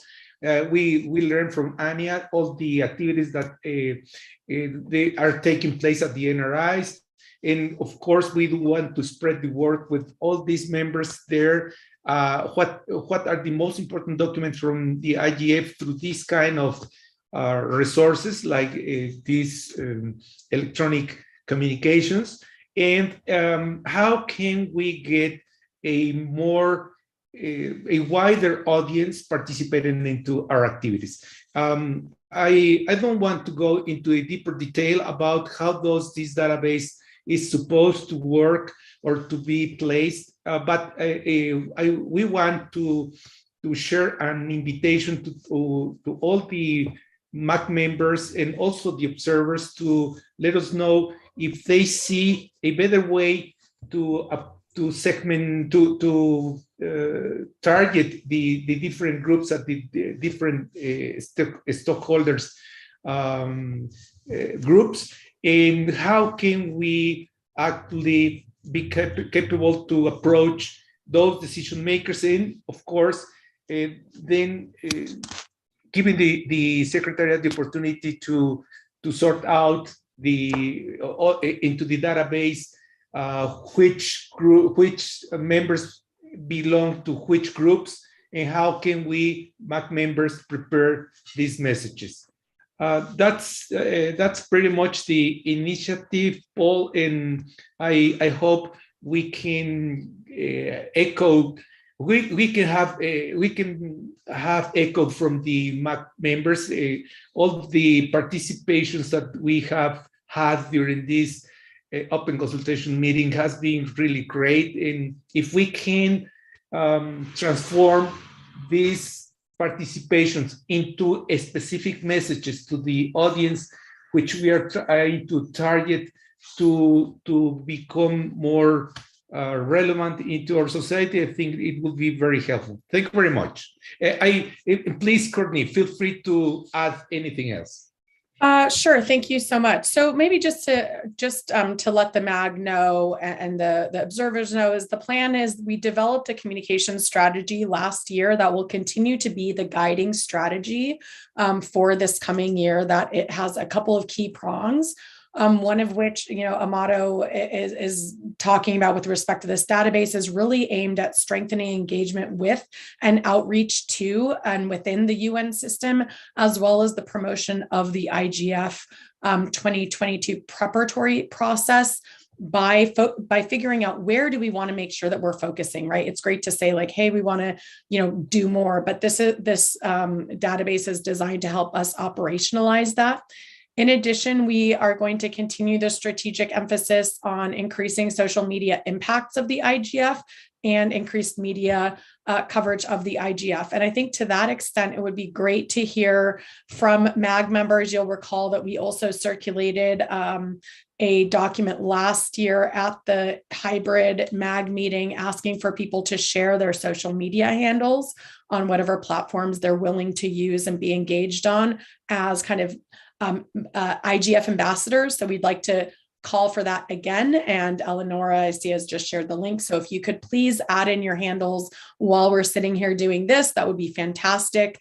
And part of this is also making it as easy as possible for IGF ambassadors and for everyone who's engaged in this community to amplify and share the messages. And so you'll continue to get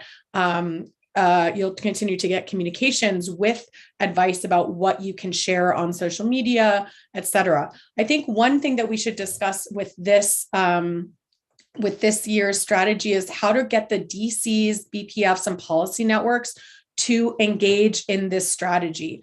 The Secretariat and the committee can't come up with the content for all the social media or for the media outreach. But what we emphasized last year is how, a lot of the work being done here is relevant to stuff that's in the news, to issues that a lot of different stakeholders are working on and where the internet governance dimension might not be as familiar.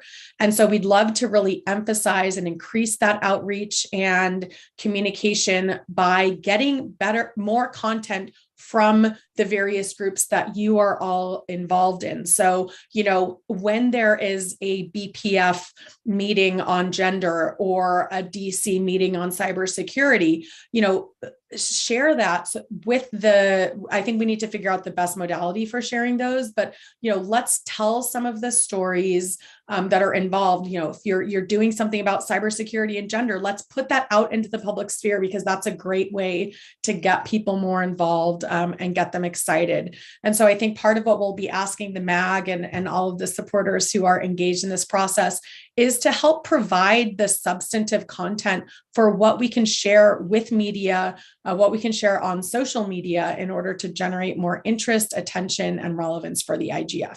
So, and hope we'll get more people involved in the working group as well. Thanks so much. And we can use last year's data. Absolutely. I think, if there are any MAG members who have signed up whose social handles have changed, please go ahead and change that. I will say the other thing that we want to do is to create Twitter lists of, say, the Twitter MAG list, just to make it really easy to follow people. We could have, maybe one thing we could ask exactly BPF, DCs, PNs to create their own lists of members or poll their members, and then we can have Twitter lists. I think the challenge that we'll need to think about in the working group is how do we keep those updated and dynamic as people, drop in and out of different coalitions, and what role does the Secretariat's official accounts play in that? I think that should be fine for MAG members, but we'll have to sort that out. So for anyone who is interested in working on this with us, we really invite you to join the working group. Thank you. Thank you very much. Does anyone have a question or a comment they'd like to make on this topic?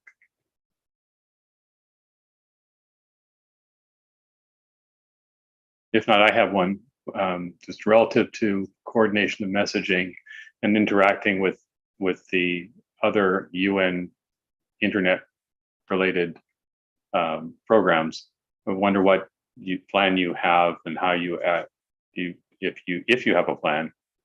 And if you don't, what's the process to getting a plan? And if you do have a plan, how does it work in terms of making sure that there's real coordination between the messaging and the things that you're working on for the IGF, and that it folds in nicely to the broader messaging that comes out, for example, with our common agenda?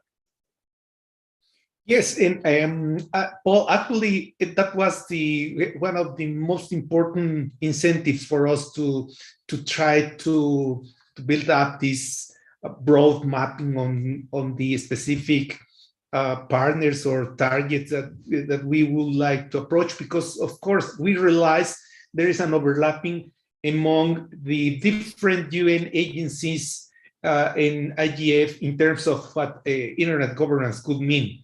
And that's why we are mentioning here just a couple of examples.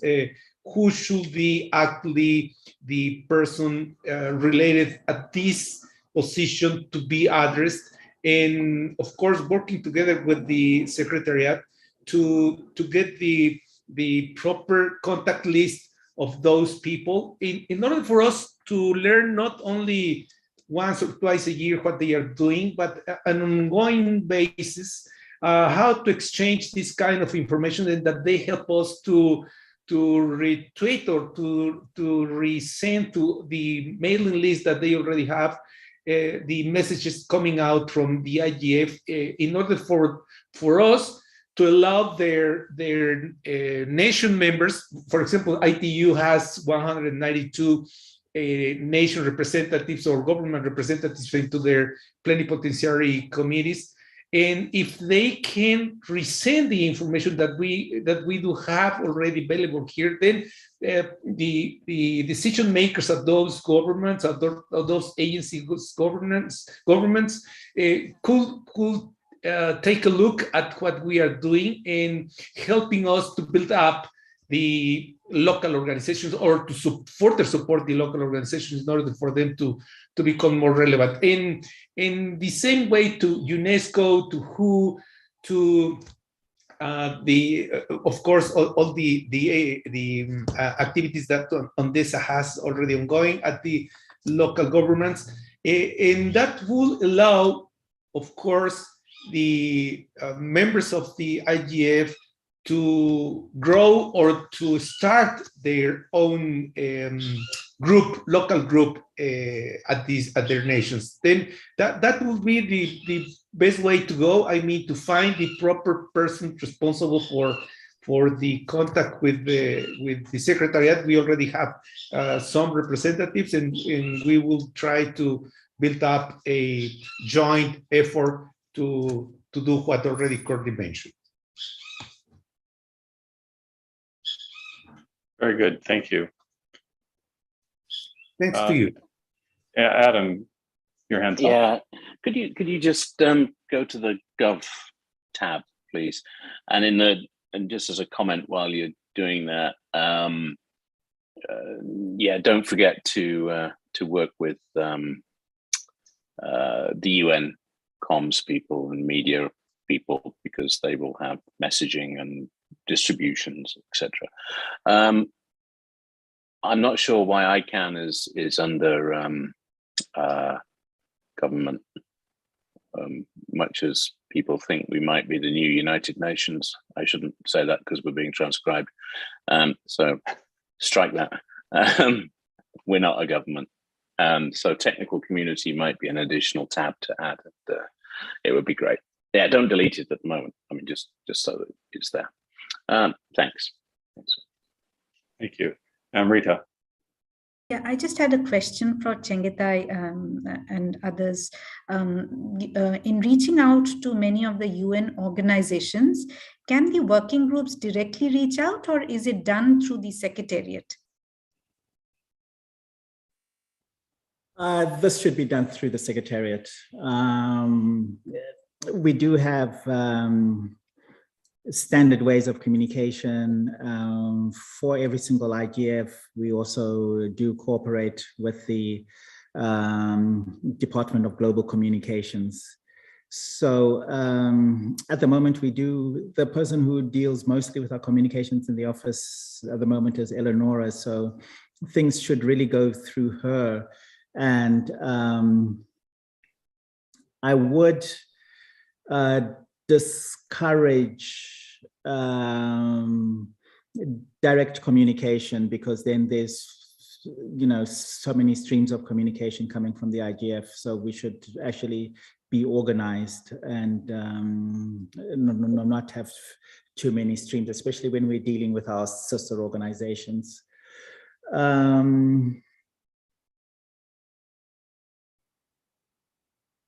Yes, I think that's all I have to say. But yes, I mean, we are willing to work with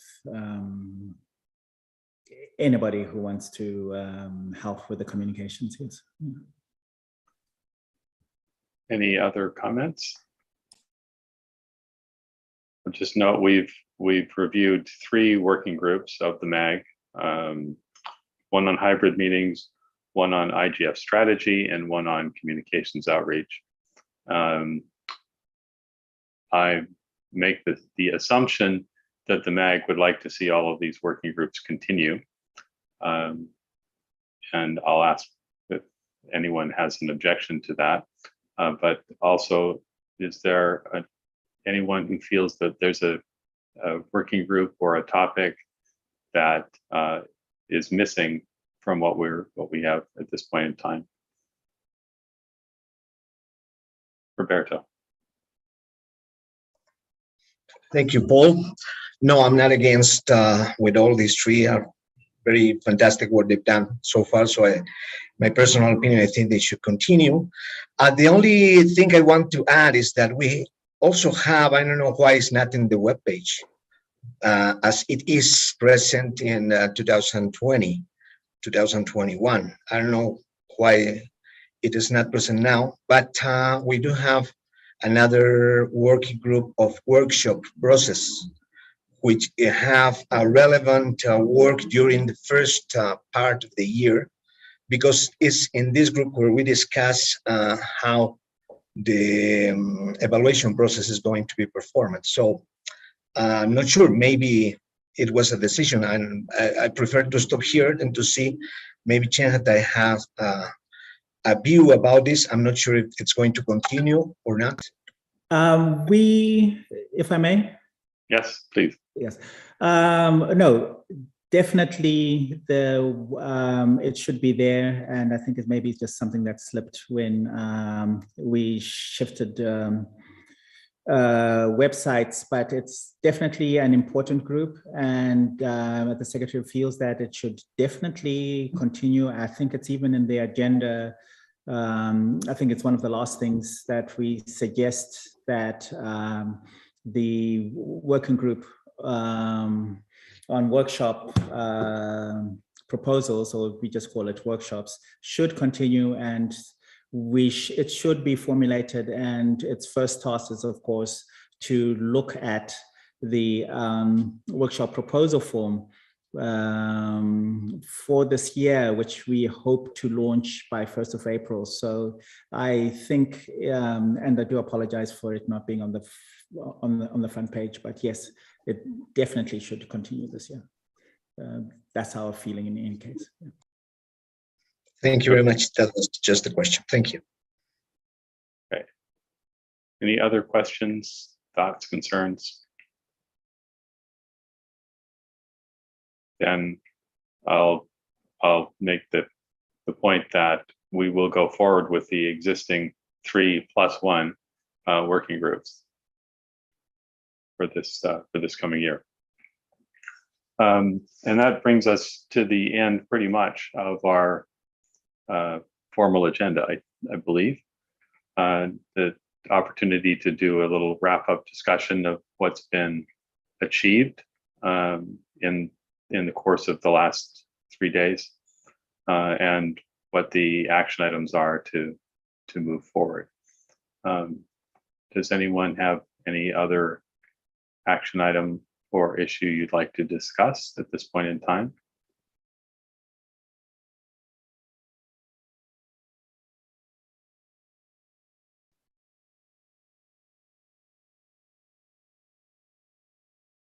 So I would like to thank all of you for your participation. We have successfully, I believe, identified overarching themes and tracks. We have an action item to deal with how we will allocate our resources relative to dynamic coalitions and intercessional work. We have had excellent reports from the existing working groups on communication, on hybrid meetings, and strategy. there's been some open questions that have been asked across all of the groups, and clear direction in terms of where to go, I think, in the coming months as we prepare for IGF 2022. Good, strong liaison between working groups already are evident, and a good collegial attitude. We have excellent support from our secretariat, and we have, I think, a clear way forward. Is there any closing remarks anyone would like to make before I turn it over to Miriam Said?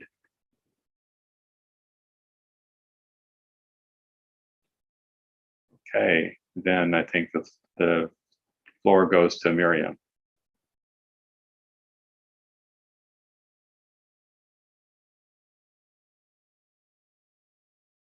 I think we'll have to skip that. I don't think Miriam is here. Okay, then I guess we'll. I can say just a few last words that we will be publishing the summary report, and then also on the MAG dashboard, if those of you who are on the orientation session, but we will also be putting the link in an email to MAG members. So we'll be putting the action items on the MAG dashboard, so all MAG members can see what they have to do in the coming weeks. And we will send out the meeting invite also for the 8th. Thank you. It'll just be a 2-hour session for the 8th. Yeah. Yes, thank you. Anyone want to have any last word? If not, just to congratulate you, Paul, for the excellent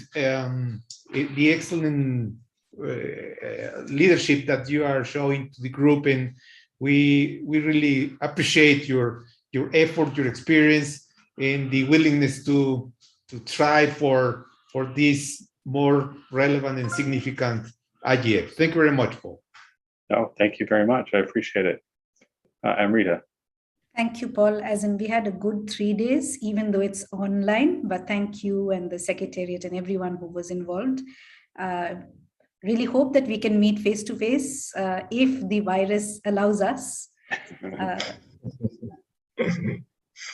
I appreciate that. And I very much want to thank the Secretariat for all of the support behind the scenes and making everything work. I recognize how complicated a task it is when you're herding cats and trying to work across time zones and keep documents live during the deliberations. So thank you to everyone in Chengetai's team and Chengetai. And with that, I'll close the meeting. Thank you. Thank you very much, Paul. Thank you, Chair, everyone. And thank you all. Thank you, everyone. Thank you, Chengetai. Bye, everyone. Bye-bye, colleagues. Bye-bye. Bye. Thank you. Bye all. Bye-bye. Bye.